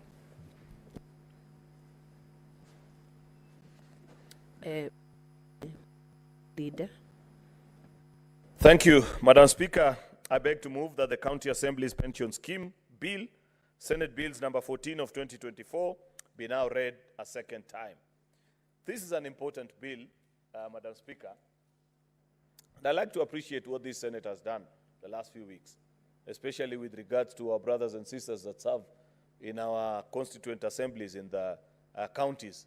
You remember, Madam Speaker, that we have already passed legislation in this House that grants financial autonomy to our county assemblies, and that bill is presently on its way to the National Assembly for consideration. One of the biggest requests and asks that actually the county assemblies have made to this House as an elder brother in the devolution family to ensure that we grant them the freedom with which they do, Madam Speaker, their responsibilities. Second and most importantly, Madam Speaker, is looking generally into the welfare of members of county assembly. Madam Speaker, you know at the beginning of this term, the kind of conversation that we had about salaries of members of county assembly, where SRC, Salaries and Remuneration Commission, drastically reduced remuneration for members of our county assembly and put it at a figure that perhaps shocked the country, especially those that know what service in public offices, especially elected officials, have to go through. And it left many of our county assemblies, Madam Speaker, in very difficult financial situations. And you know, Madam Speaker, I don't know whether that has contributed to the many wrangles that you continue to see in our county assemblies with the executive. In fact, in my 3 terms of being a senator, Madam Speaker, I have never seen a time where there is extreme wrangles between county assemblies and the executive as this particular time, Madam Speaker. And there are many reasons. I don't know. I don't want to speculate. But I highly suspect that the fact that the welfare of members of county assembly, Madam Speaker, hasn't been sufficiently addressed since the onset of devolution, Madam Speaker, has a thing or two to do with it. You know, members of a county assembly look at those that serve in the first term, Madam Speaker. If you find that your predecessor MCA who served before you, when salaries were better and there were more consistent flow of money to our county governments, Madam Speaker, ever since they left office, are living in raw, abject poverty, Madam Speaker, chances are, during your time of service, you will also be planning, because every politician lives with a practical reality of knowing that one day there will be a former something. It may be at the next election, the next or the subsequent one, they may survive it, but one day, one time, they will cease holding the power and the influence of public office, Madam Speaker, and therefore they need to be assured of their future, especially knowing the very fact that in this country, once you have served as an elected official, it's extremely difficult for you to secure employment elsewhere. Very few people will trust you. If you appear before an interview panel and you say, oh, I was a member of parliament previously, chances are very high that they will actually reject your request for employment, Madam Speaker. Then this passes and holds true from MCA all the way to members of parliament. Therefore, Madam Speaker, it is not waste of valuable legislative time to be processing this bill with regards to pension, actually, of our members of county assemblies, Madam Speaker. The principal object of this bill actually is to establish the county assemblies pension scheme, which is for all members of our county assemblies, and to provide for establishment of the scheme's board of trustees and provide for the scheme's management and administration. The bill proposes to have the scheme offer lump sum payments as provident, periodic payments as pension and income drawdowns. The proposed scheme will transition all members of the county assembly into one universal scheme for all 47 county governments, besides being open to other public officers and any other person that may be approved by this particular board. Madam Speaker, eventually when the devolution committee return their verdict on this particular bill, because earlier on I asked Senator Abbas, who's the chairperson of this committee, and I've had opportunity to listen to County Assemblies Forum, Madam Speaker, who shared their views and input on this particular bill. It will actually be important to note what their contributions will have been, how they intend the bill to be improved, but this is a basis upon which we are beginning this conversation on the need to ensure that members of our county assemblies, just like we that serve in the national legislature, have some form of pension, Madam Speaker. And let it be known, because I know how the Kenyan media operates, I would not be shocked if tomorrow morning I wake up to a screaming headline and says, oh, Majority Leader moves a bill to give pension to members of a county assembly. Then people will begin the usual conversation that is most of the time misinformed in our public spaces, Madam Speaker.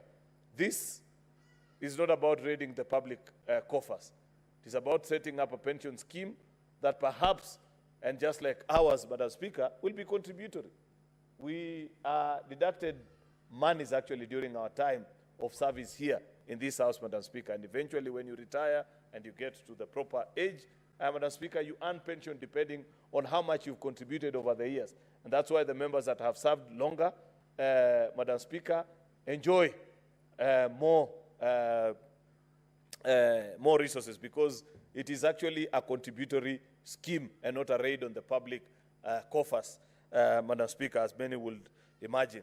The establishment of this scheme is paramount, as it will provide financial security, Madam Speaker, for members of the county assembly upon retiring and ensuring that they transition out of service with dignity and stability. I've explained, Madam Speaker, how we undermine devolution by having people serve in offices where they know that my only usefulness to this society is when I'm in office. And therefore, sometimes, even in their decision-making, the fact that you have no guaranteed security in the future, people tend to make decisions that are short-sighted because they have no absolute plan, but plan for the future.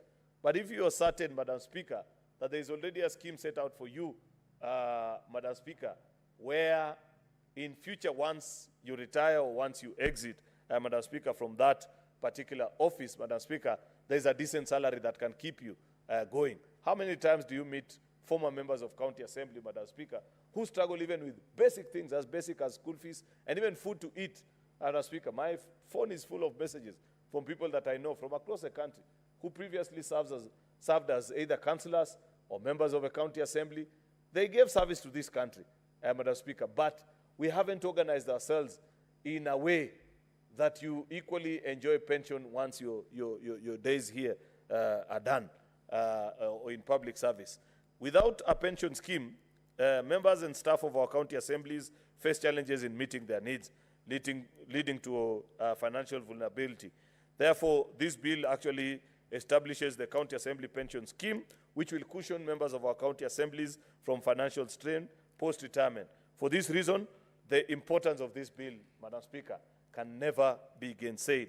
There are various parts of the bill, Part 1 to Part 5. Part 1 of the bill, which compromises Clause 1 to 5, contains the preliminary matters, which is title, interpretation of terms, applicable clauses, Madam Speaker, and institution, organization, or state officer who shall join, and the scope of the bill, which is to the extent and range of those who may access services of this particular scheme. Part 2 of the bill, Madam Speaker, it comprises Clause 6 to 21, which provides for establishment of the scheme. It establishes the County Retirement Scheme Fund and its Board of Trustees, which provides the procedure for appointment of the trustees and the necessary qualifications. We don't want anybody, Madam Speaker, just any person that has the opportunity to arise and claim, Madam Speaker, that they should be allowed the chance to run these schemes. We need people that are qualified. So it provides that the trustees function and the powers and set the tenures to 3 years, renewable once based on their performance, Madam Speaker. Part 3 of the bill, it comprises Clause 22 to 37, contains the provisions on the administration of the scheme and provide for the appointment of the fund managers and the custodian. It also sets out their function. The functions of the administrator, who is the CEO, are also set out. Further, the part provides for membership of the scheme without a sponsor, thus vesting of benefits and withdrawal from the retirement savings account and retirement from the service, among others. It sets out the prohibited payments from the scheme, the usual statutory requirements of any pension scheme for those that follow how pension schemes operate. Madam Speaker, this is nothing new.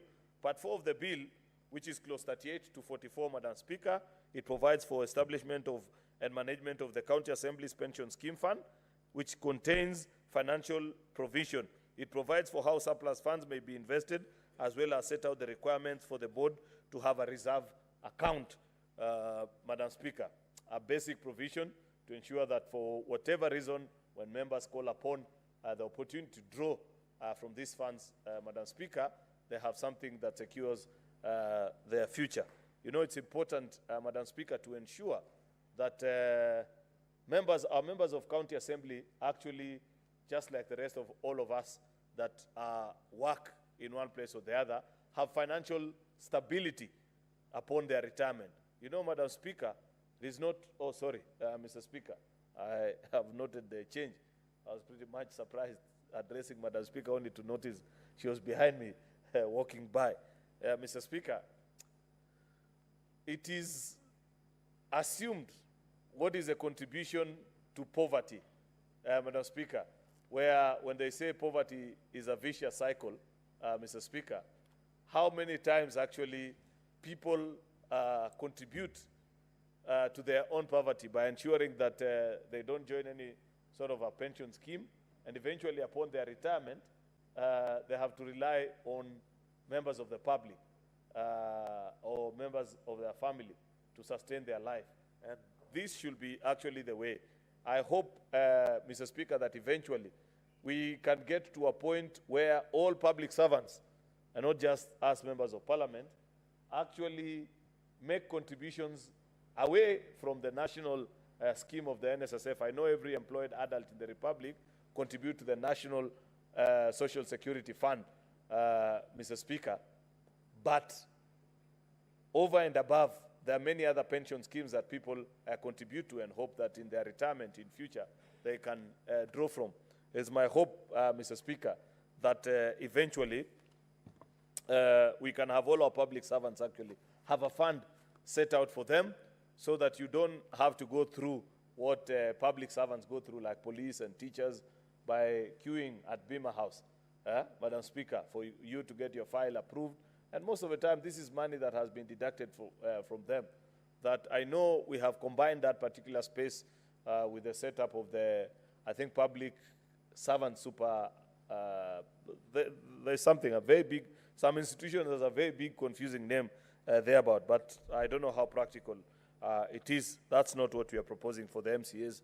This is just one purely for members of a county assembly. Part 5 of the bill, which is clause 45 to 53, it sets out the general provisions, including the duty of care of the board, protection of trustees and employees of the scheme from personal liabilities, offenses, penalty clauses, the usual conversations about how to manage a scheme and how they conduct their business. So I wish to state that this is a very important bill, and I urge members of the Senate to support Mr. Speaker, so that our brothers and sisters in our county assemblies, Madam Speaker, can have a more reliable pension scheme system, and upon their retirement from public office, Mr. Speaker, they live decent life like they lived during the days as they toiled and served members of the public.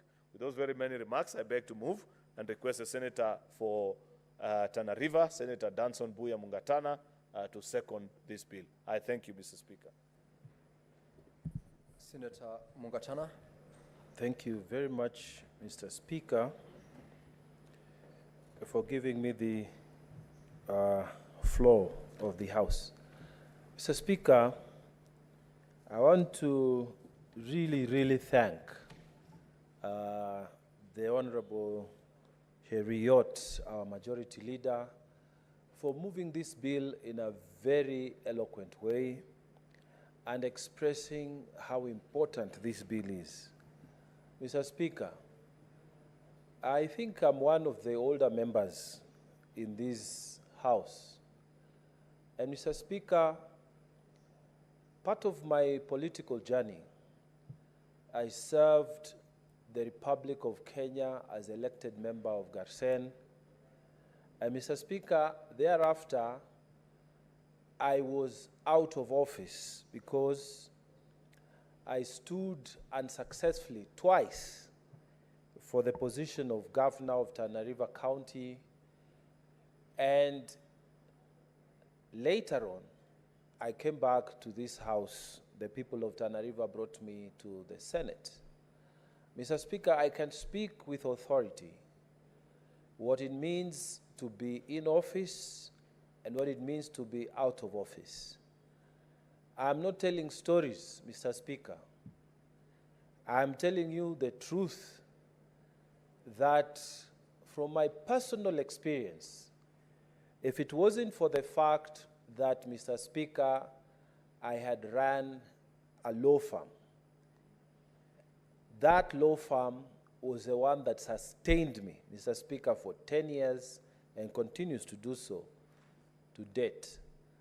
Mr. Speaker, there are colleagues we served with in that parliament. And when they left, like Majority Leader said, they could not find employment.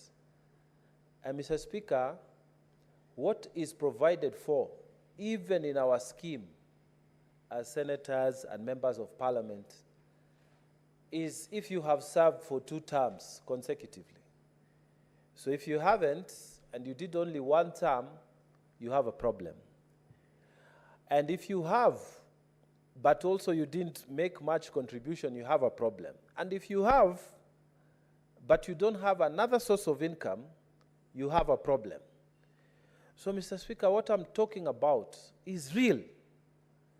We need to support members of county assembly who serve and they finish their term and are not re-elected by the people back to office. Mr. Speaker, it is real that when you are out of office, you face the reality that you cannot be employed. You have to have your own self-employment. You have to have your own business. And Mr. Speaker, a lot of our members of county assembly, they finish their term, they are not re-elected back, and they do not have businesses, Mr. Speaker. They do not have professional training. They are not engineers, they are not lawyers, they are not doctors. So they don't have something to fall back to in terms of their sustainable income. So, Mr. Speaker, it has been a problem. Back in Tana River County, Mr. Speaker, old members of the County Assembly of Tana River County, old members of the former Tana River County Council, when you meet them, Mr. Speaker, you feel bad because you want to help, but you can only do so much. Mr. Speaker, this bill is critical. This bill must be supported by the people of Kenya and by the Senate. Mr. Speaker, why I say so? People who have given service to this nation, people who have taken their time, some even left their careers to come and offer service to the people who elected them. And then after that, you find difficulties in going back to your career. And it's practical, and I keep going back to this, that after having served 10 years as a member of parliament, you go back to your practice and you find your old clients have moved on. Because when you took up public office, you didn't have time to give them all the attention they required. So they have moved on to other practitioners of the law. And if you're an engineer or you're a consultant in a certain field, say economics, if you left the House of Parliament, National Assembly, County Assembly, or the Senate, and you go back, you will find your clients have left. So, Mr. Speaker, it is like beginning afresh. You will find you are competing with much younger people who have gone into the field.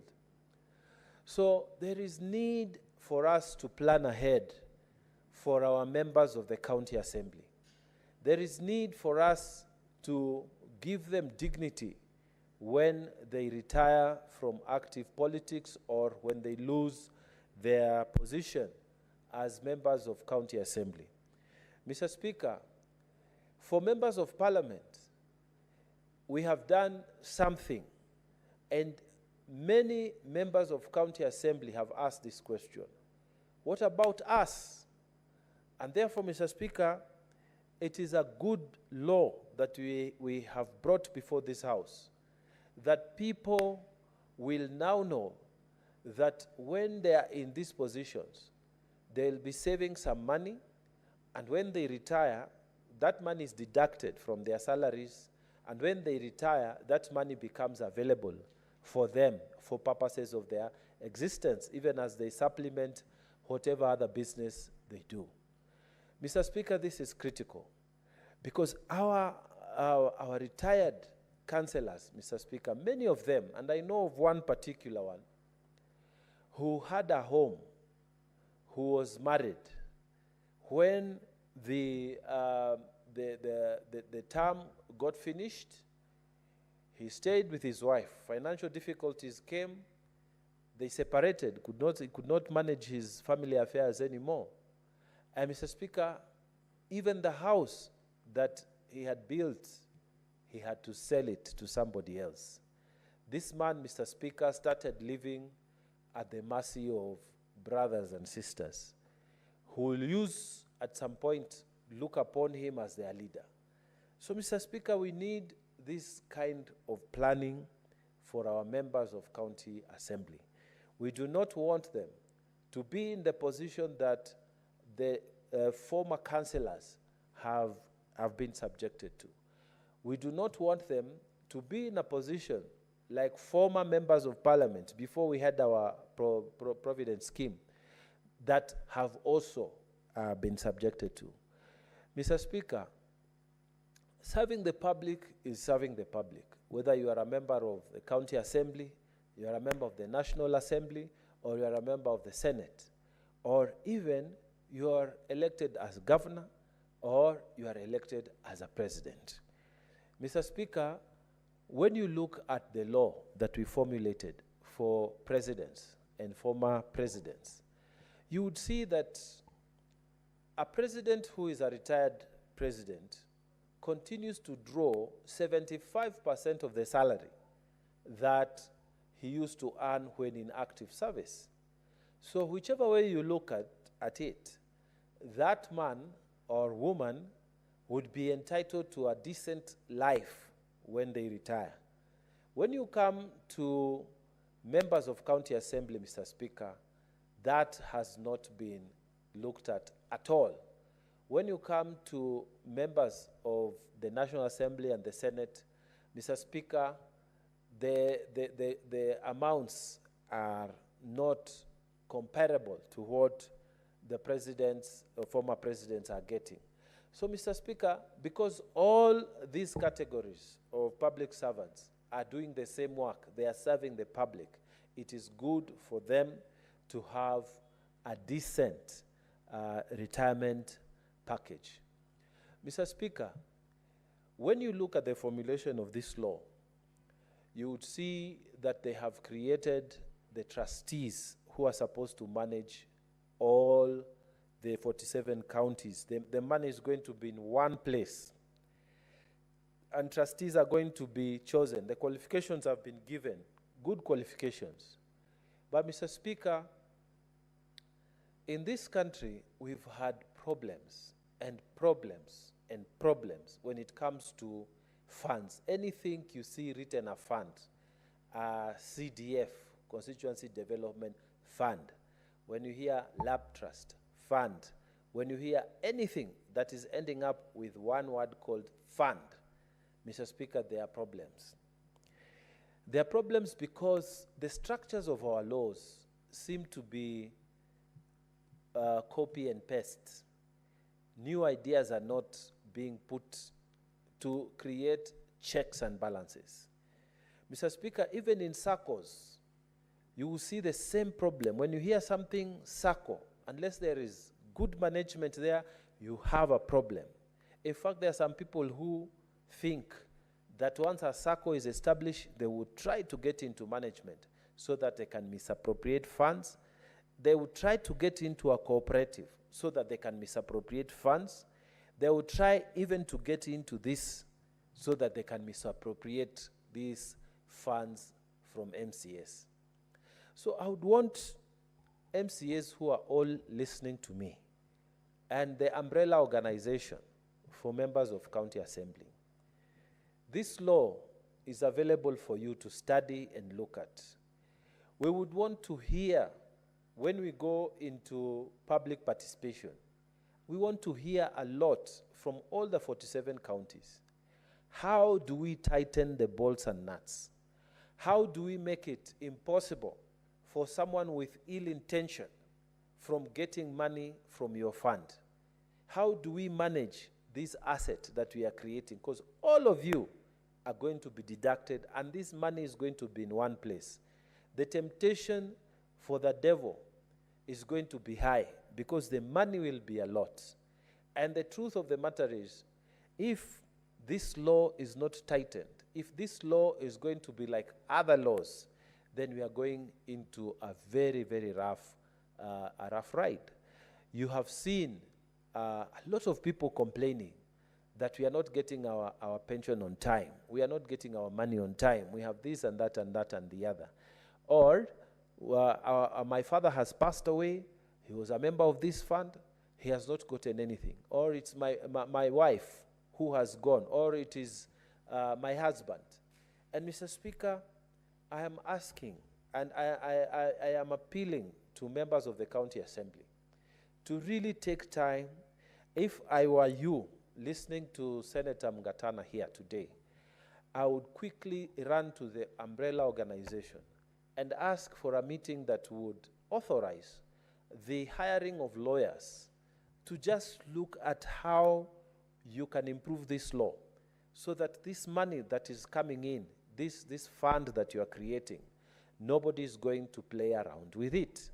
And Mr. Speaker, I think time has come, and maybe time is now, that people like the administrator, who is the CEO of this fund, they must also put a bond, put a property, or put some cash in an account, that if money goes missing,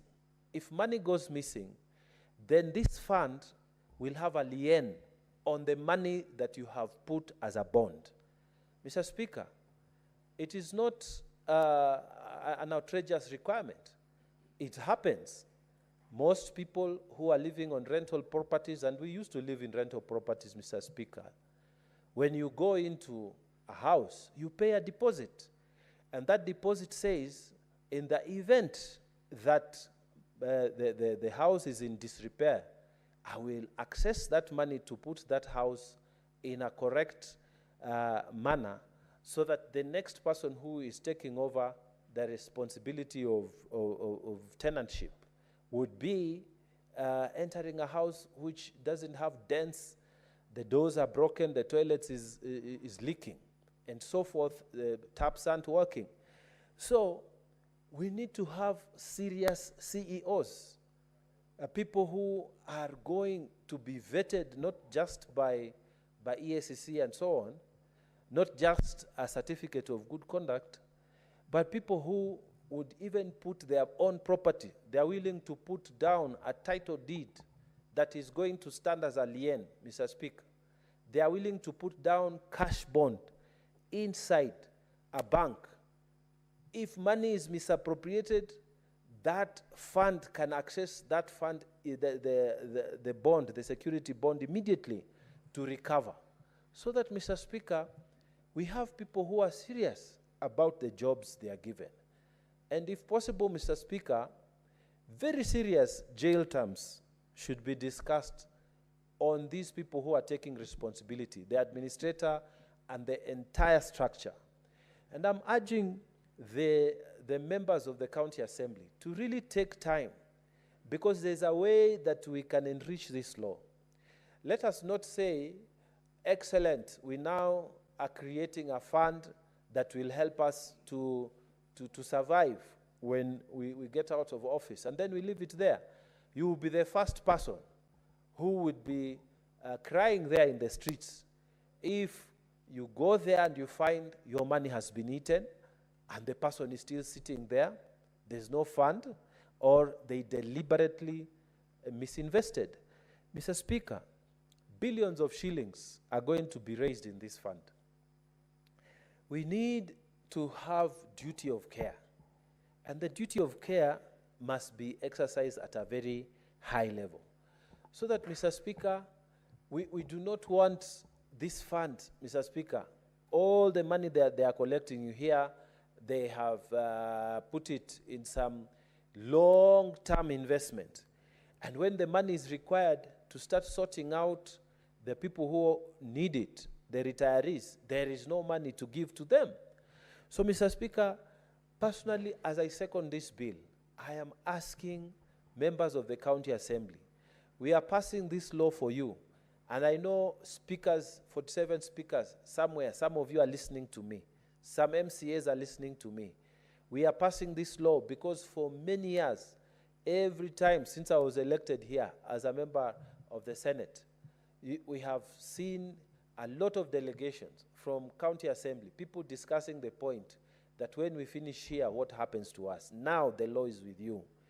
Don't sit there and the law is passed and it is not satisfactory, and then you are the first person to complain. I'm asking that this law be improved so that it can encompass in it IT, you know. A lot of payments nowadays, Mr. Speaker, are done through M-Pesa.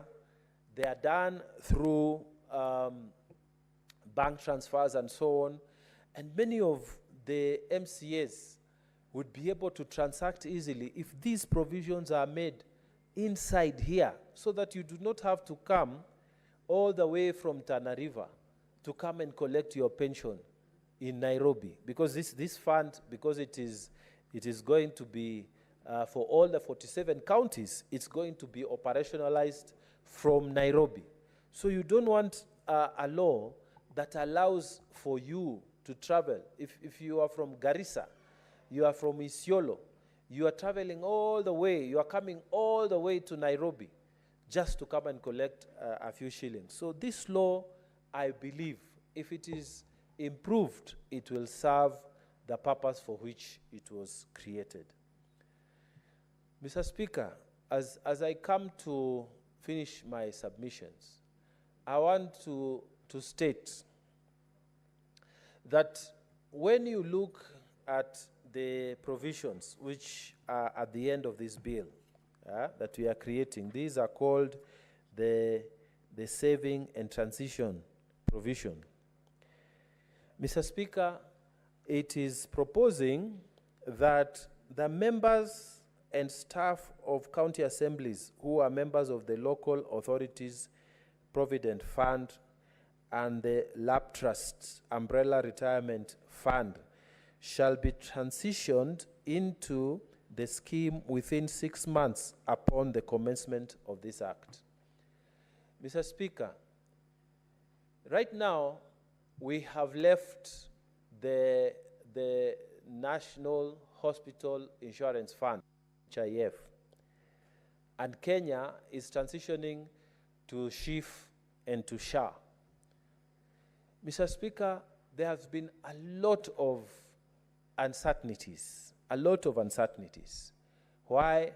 Because when we were writing the law, the savings and transition provisions were not clear.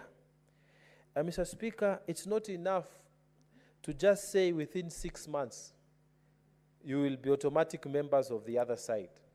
What happens to those contributions within that period of time? Mr. Speaker, what happens to the people who are working in the other provident funds? Are they going to be absorbed? Is it correct to just leave it so wide? Because this whole section, this whole part on savings and transition is only 3 clauses.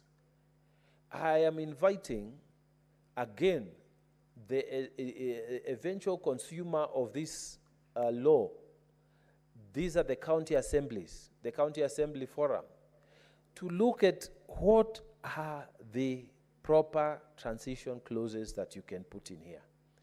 And if you're listening to me, it would be very useful to have clarity on every issue surrounding the provident funds which you are already serving in.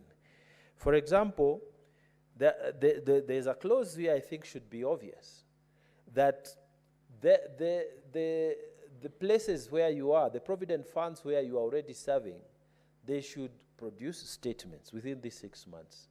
And these statements should be transitioned. Automatic operationalization of your accounts should be transitioned. If new accounts are being created, what is the process? Can these accounts be linked to your phone number? How are we going? You know, it should be that detailed so that you don't have problems. We don't have people like now we are hearing, oh, NHIS was like this, SHIF and SHAF.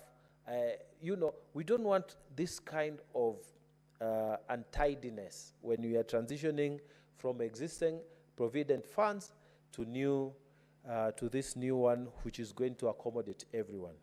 So, Mr. Speaker, I second this bill very strongly, and I believe it is a way of helping the many members of the county assembly who have served in this republic and in Tana River County, so that, Mr. Speaker, when their term is over, they are able to live a decent life. I fully support this bill, and I'm urging every colleague who will stand, because we are the senior brothers in the devolution family, and because we are the ones who are working with our brothers in the county assembly, and because we care and we have seen what they have gone through, Mr. Speaker, I urge that every senator will speak to this bill, will support it. Mr. Speaker, I urge that all of us will speak with one voice. If there's any divergent opinion, it should be to add to this bill. And I pray that at the time of moving amendments, we shall have very close collaboration with the County Assembly Forum. And they will invite their lawyers so that we can do a very thorough job. It should not be a law that is copy and paste. We shouldn't just look at what other provident funds are doing and then we just copy paste because we do not want to apply our minds in it. So, Mr. Speaker, with those very many remarks, I want to say that I fully support this bill and I beg to second. I thank you, Mr. Speaker.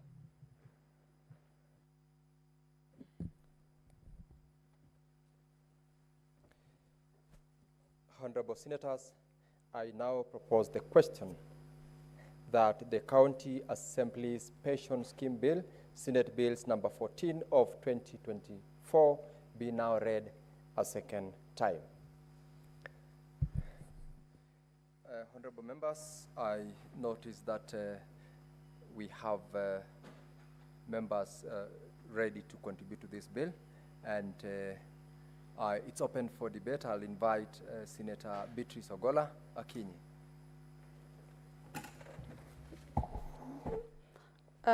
Thank you, Honorable Speaker. And I sincerely want to thank the mover of the bill, the majority leader, the Senator of Kericho County, Senator Aaron Cheriot. Honorable Speaker, of all the bills that the majority leader has moved, I think this one stands out. For me particularly, Honorable Speaker, probably because of background that I carry into the Senate. And Honorable Speaker, having worked at the county government and having worked as a CEC for a number of years and having worked closely with the County Assembly of Homa Bay, which represents all the assemblies that we have in the 47 county governments, Honorable Speaker, I have a first-hand experience with the lives and the livelihood of the honorable members of County Assembly. Honorable Speaker, I served as a CEC and of course was oversighted by my committees in the County Assembly, and I had an everyday working relationship with the members of the County Assembly. The County Assemblies, Honorable Speaker, are real core stakes of the devolution family. The County Assemblies perform the primary oversight of all the works and all the funds, Honorable Speaker, that are given to the county governments. And Honorable Speaker, it is worth noting that as a Senate, we cannot struggle, Honorable Speaker, to give over 385 billion to county governments, Honorable Speaker, and then the houses that oversights this money by county assemblies, as stated, we really would not be concerned about their lives after they are through with their work, Honorable Speaker. It is based on that I rise to support the County Assembly's Pension Scheme Bill 2024. Honorable Speaker, these are parliamentarians at the county level. They are the first-line legislators that are more closer to our people at the counties. In the wards, Honorable Speaker, they live daily with members of the public. They are able to sort most of their problems, Honorable Speaker.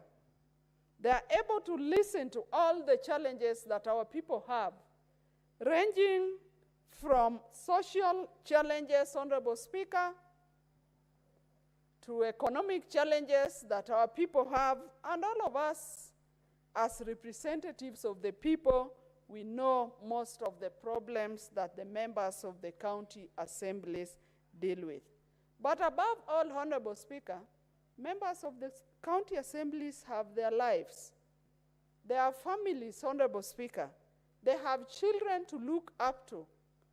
They have their own children, but above that, in the African setup, it looks like every other person becomes your child when you're a leader. They deal with the normal problems that other families deal with, ranging from school fees to so many commitments that we have in our communities, to sickness, to deaths that are all over in our communities, Honorable Speaker. Honorable Speaker, just as the bill states, this bill is for the social security of the members of the county assembly, of course, from their savings, made from their savings, from all the years they will have served as members of the county assemblies. And so it is important that we get a bill, that addresses the management of this fund, Honorable Speaker. I support this because in the bill sets out rules and regulations for the scheme. And this is important, Honorable Speaker, because these regulations and rules will protect the benefits of these members. Honorable Speaker, there are other benefits that are run in county assemblies. I remember in the Homa Bay County Assembly that I come from, there was a hue and cry from some staff when one term was over, and these members of staff, Honorable Speaker, are people who were working on contract of 5 years. They had been instructed about certain savings they were making, and when the term ended, Honorable Speaker, they knew there were some benefits that were accrued to them. Honorable Speaker, for a long time, when the term began, these members of staff of the Homa Bay County Assembly were chasing these benefits. And Honorable Speaker, when you have planned with some money, when the year begins, you know you are going to get some money, and this money was not coming forth, Honorable Speaker. And that is why I support this bill, because the rules and regulations are directly spelled out. And Honorable Speaker, this is going to enhance the management of this fund. Honorable Speaker, as I've said, the members of the County Assembly are closer to our people. And so there is a need for some saving for them, because the lifespan of a politician, Honorable Speaker, sometimes is never very clear. And as the mover of the motion says, one time you are here, the next time you may not know the environment in which you are going to operate. Honorable Speaker, even as I stand here, I'm a nominated senator. I'm looking forward to be elected in a post in the next election. Honorable Speaker, what happens if that does not happen? It is based on those misgivings, Honorable Speaker, that we as a Senate that looks at the interests of the county, it would be important that we establish a pension scheme that will take care of any eventuality of all members of the County Assembly. Honorable Speaker, we have worked with these members, and we have seen the lives that some of them are leading when they lose their seats after every 5 years. I can testify to you, Honorable Speaker, that having worked with at the first term of devolution, and when that term ended, I can testify in this house that I saw some honorable members of the County Assembly of my county who are leading very miserable lives. Some of them came around into the offices of the executive looking for work and looking for support. I have happened to have been lucky to serve in the second term as a CEC too. And so we were able to see these honorable members move from one office to the other looking for survival. And Honorable Speaker, that was expected and is expected because they have basic needs to make. And so I congratulate the majority leader for this wise move, that as senators, we would be able to establish a scheme that would be able to take care of our honorable members. And Honorable Speaker, I've seen in the past, even members, some members of the Senate get to be members of the County Assembly. And we need, as leaders, to really have a vision on how a number of us are going to survive the next day when they are out of their work. Honorable Speaker, the other reason why I support this bill is that the salaries of the members of the county assemblies are already very low against the expectations that are laid out for them. We have mentioned here, Honorable Speaker, that a review was done by the Salaries and Remuneration Commission, which placed the speakers of county assembly at a higher level than even the members of the county assembly. Of course, that is laudable. But remember, Honorable Speaker, that the Speaker has no mandate with the public, but the members of the county assemblies solve the daily issues of our people down on the ground at the wards. So already the members of the county assembly have low benefits, they have low salaries. I remember their even car and mortgage is already low. So, Honorable Speaker, we must ensure that a saving is inculcated in the county assemblies where they would be able to save some money that will cushion them when finally they leave or they retire from their county assemblies or when they lose their seats, Honorable Speaker. I also have a reason to support this bill because of this bill spells out the establishment of a board of trustees. And it is so much in details who the bill states will form the members of the board of trustees. It is so elaborate, Honorable Speaker. But Honorable Speaker, whoever becomes a member of that board may not matter so much because they will be taking care of the interests of the county assembly. For me, Honorable Speaker, I want to stress on the fact that this board must be guided by what is spelled out in Chapter 6 of the Constitution of this Republic. That Chapter 6 talks about leadership and integrity. It talks about honesty, talks about accountability, talks about the values that are enshrined in our Constitution. Honorable Speaker, why this would be important? Why this would be important, Honorable Speaker, is that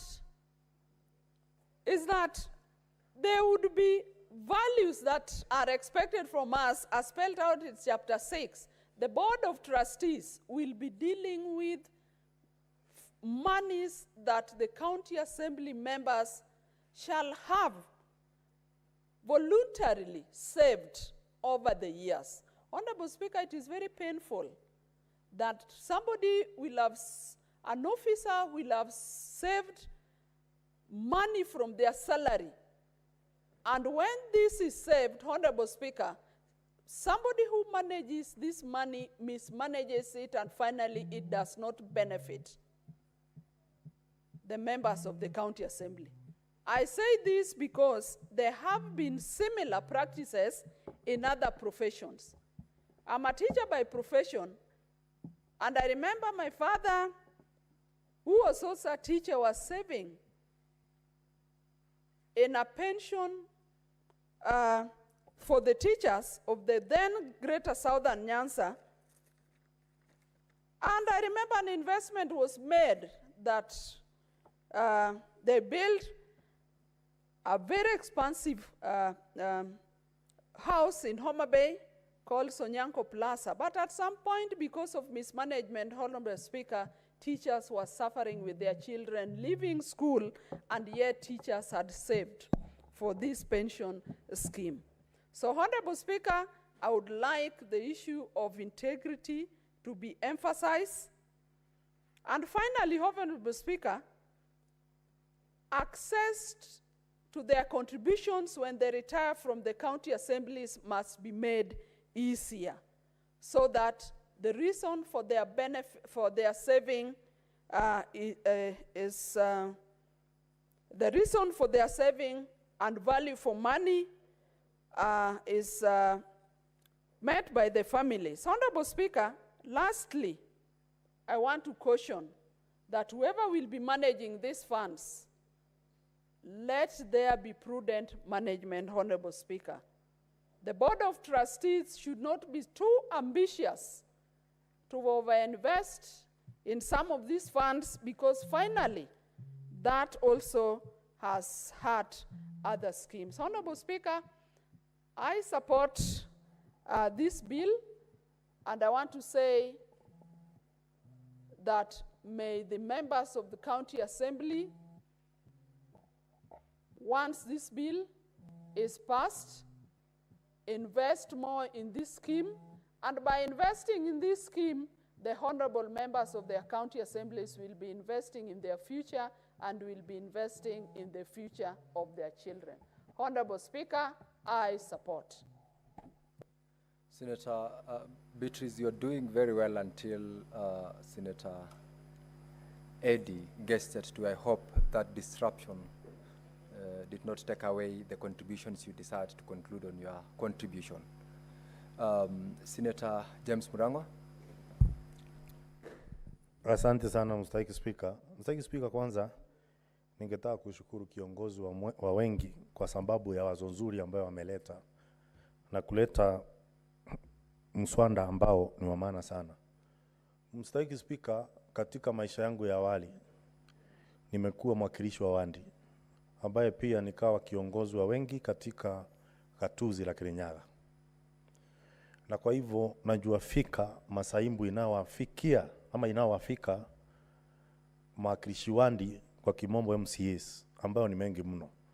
Mstahiki Spika, kama kuna viongozi ambao wanachukuliwa kwa urahisi, kama kuna viongozi ambao mashinani wako na watu kila siku, kama kuna viongozi wanaombeba mizigo, kama kuna viongozi ambao wanafaa wasaidiwe, ni wakilishi wandi ambao ni MCA. Mstahiki Spika, mimi nilihudumu kwa kipindi cha miaka 5 kuanzia mwaka wa 2017 mpaka mwaka 2022. Na katika kile kipindi nilikuja bando, nilikuwa na marafiki wengi, kulikuwa wakilishi wandi kutoka Tebere na wengine ambao walikuweko. Tunapoongea sahihi, kuna wakilishi wandi wawili ambao moja ni wakilishi wandi wa Baragu anaitwa David Madenge, kijana mtanashati, na kuna mwingine ambaye anaitwa Kawanguja ambaye ametoka Mutira. Wale ni mmoja wapo wa wale wakilishi wandi ambao sahihi wako katika muhula watatu. Kusema kwamba unapomalizia watakuwa wamefanya ama wamehudumia wananchi kwa miaka 15. Lakini uchungu, Mstahiki Spika, ni kwamba baada hiyo kazi ngumu, hiyo kazi msaragambo, kazi ngumu sana ya kuhudumia wananchi, wale viongozi wataenda nyumbani mikono tupu bila kuwa wamewekeza ama wameweka pesa zozote katika idara yoyote ya kuhakikisha kwamba watapata fedha ya uzeeni. Mstahiki Spika, hakuna kitu kimbaya kama mtu ambaye amehudumia wa Kenya, mtu amefanya kazi na anapoenda nyumbani anaenda mikono mitupu, na Mswahili unasema mikono mikavu ya hailambwi. Mr. Speaker, baadhi ya wale walikuwa wanaitwa madiwani councillors ambapo wako Kirinyaga mpaka siku ya leo, unajua vizuri kuna mswada ulipitishwa katika hii mbunge ambayo ilisema kwamba walipo pesa zao za uzeeni. Wengi washaga dunia na shinda nyingi za kimwili, afya, hawakuweza hata kujikimu katika kujitunza wao wenyewe kwa sababu pesa yao uzeeni haikulipwa. Na ndio hata kama tunasukuma hiyo kufanyika. Leo hii nasimama hapa niseme ya kwamba wazo kama hili ni nzuri sana kuhakikisha kwamba viongozi wetu baada ya kustaafu ama kuondokea kipindi chao cha huduma kwa wananchi hawapitii shida ambazo wengi wanapitia. Mr. Speaker, leo hii mimi kama senator ninafanya kipindi cha miaka 5. Kama nitaamua kurudi katika mbunge hili, nitakuwa nimefanya miaka 10. Hiyo ni kusema nitakuwa na pesa ya uzeeni miaka yote yangu ambayo nitakayoishi. Lakini katika ile pesa ambayo ninawekeza ama ninayokata kutoka mshahara yangu, nikifanya kwa kipindi cha miaka 5, ile pesa nitapewa kama ile inaitwa kwa kimombo gratuity nikienda nyumbani. Mfumo kama ule wa kuwekeza pesa katika hii bondi ya kuhakikisha kwamba anapata pension na pesa ya uzeeni ni nzuri zaidi. Kumekuwa na masikitiko makubwa, tumekuwa tukichangia viongozi ambao wamekuwa wakilishwandi, na mwingine hata alikuwa ameajiriwa kama mfanyikazi wa nyumba na alikuwa mheshimiwa kiongozi ambaye alikuwa amehudumia wananchi. Mr. Speaker, uzuri wa mswada ulio mbele yetu, nimeona katika kuundwa kwa board ambayo itaangalia maslahi ya pesa uzeeni kwamba watakaowekwa katika ile bondi wengi watakuwa ni wakilishi wandi, ili waweze kufanya uamuzi ambao utakuwa unafaidisha wale wakilishi wandi. Na kwa hivyo ningesema ya kwamba ni nadra sana kupata mtu ambaye amewania kiti ya useneta asipopata kwenda kuitisha kiti ya mwakilishi wandi. Lakini ile mateso ambayo inapitia wale ambao wamemaliza hatamu yao ya uongozi itakuwa imetatuliwa na mswada ulio mbele yetu. Mr. Speaker, Mr. Speaker, sana sana zile ujumbe fupi tunapata kutoka kwa MCAs katika maeneo tofauti kutoka gatuzi zetu, wanatupa ujumbe muhimu kwa sababu mwakilishi wandi anakaa kwa andi yake na anajuana na kila mtu. Sana sana kazi wanaofanya tunaweza ifananisha na ile ya machifu. Kukiwa na harambee ya ugonjwa, mwakilishi wandi ni wa kwanza kuitwa. Kukiwa kuna nyumba imechomeka, mwakilishi wandi ni wa kwanza kuitwa. Kukiwa na magonjwa ambayo inafaa kuchangiwa, wengi wanatumia hata magari zao kama ambulance. Lakini shida ya mwakilishi wandi, kwa sababu unajua hii tutaangalia maslahi yao kwa mambo ya pesa uzeeni, shida yake kubwa ni kwamba tunapoangalia hata hii maslahi ambayo tunaiangalia siku ya leo, pia ni vizuri tuangalie wakilishi wandi pia katika ile pesa ambayo wanafaa kupewa, ile ilikuwa inaitwa wandi fund, itawafikia kivipi? Wengi wanaoishia kuwa maskini na walala hoi ni wale ambao wanakuanga wamejitolea pesa yao kujaribu kusaidia. Wanasaidia kwa nini? Na pesa kama ni afya tunatoa. Hii seneti hivi karibuni tutapitisha sheria ya kuhakikisha kwamba pesa zinaenda kwa sababu ya kuweka dawa katika hospitali zetu. Tutapitisha pesa ambazo zinafaa kutengeneza barabara. Tutapitisha pesa ambazo zinafaa kujenga zile shule za chekechea katika gatuzi zetu. Ni kwa sababu wale mawakilishi wandi ambao wako pale, ile matoleo ambayo wanatoa kila siku, ni kwa sababu huduma zinazopatikana kwa county nyingine hazijatosha kuhakikisha kwamba wale wakilishi wandi pia hawaitishwi pesa na kuitwa mikutano, kwa sababu wale watakuwa huduma zote zitakuwa zinapeanwa. Kwa hivyo mimi naunga mkono Mr. Speaker, na niseme ya kwamba ningetaka kuambia wakilishi wandi wote MCA katika nchi hii kwamba sisi kama seneti tunawajali. Hii ni dalili ya kwamba tunawajali na tutaendelea kuwajali, na wao waende kuchunga rasilimali katika kaunti zetu, kusiwe na wizi na huduma zisifikie wananchi. Na hiyo ndio njia ambayo tutahakikisha kwamba fedha tunazopitisha katika hii seneti zinafika kwa mwananchi na yaweze kusherekea. Kwa hiyo mengi na machache, mimi Mr. Speaker naunga mkono kwamba tuwe na bodi maalum ya kushughulikia pesa uzeeni ambazo MCA watakuwa wananufaika nazo. Asante sana Mr. Speaker.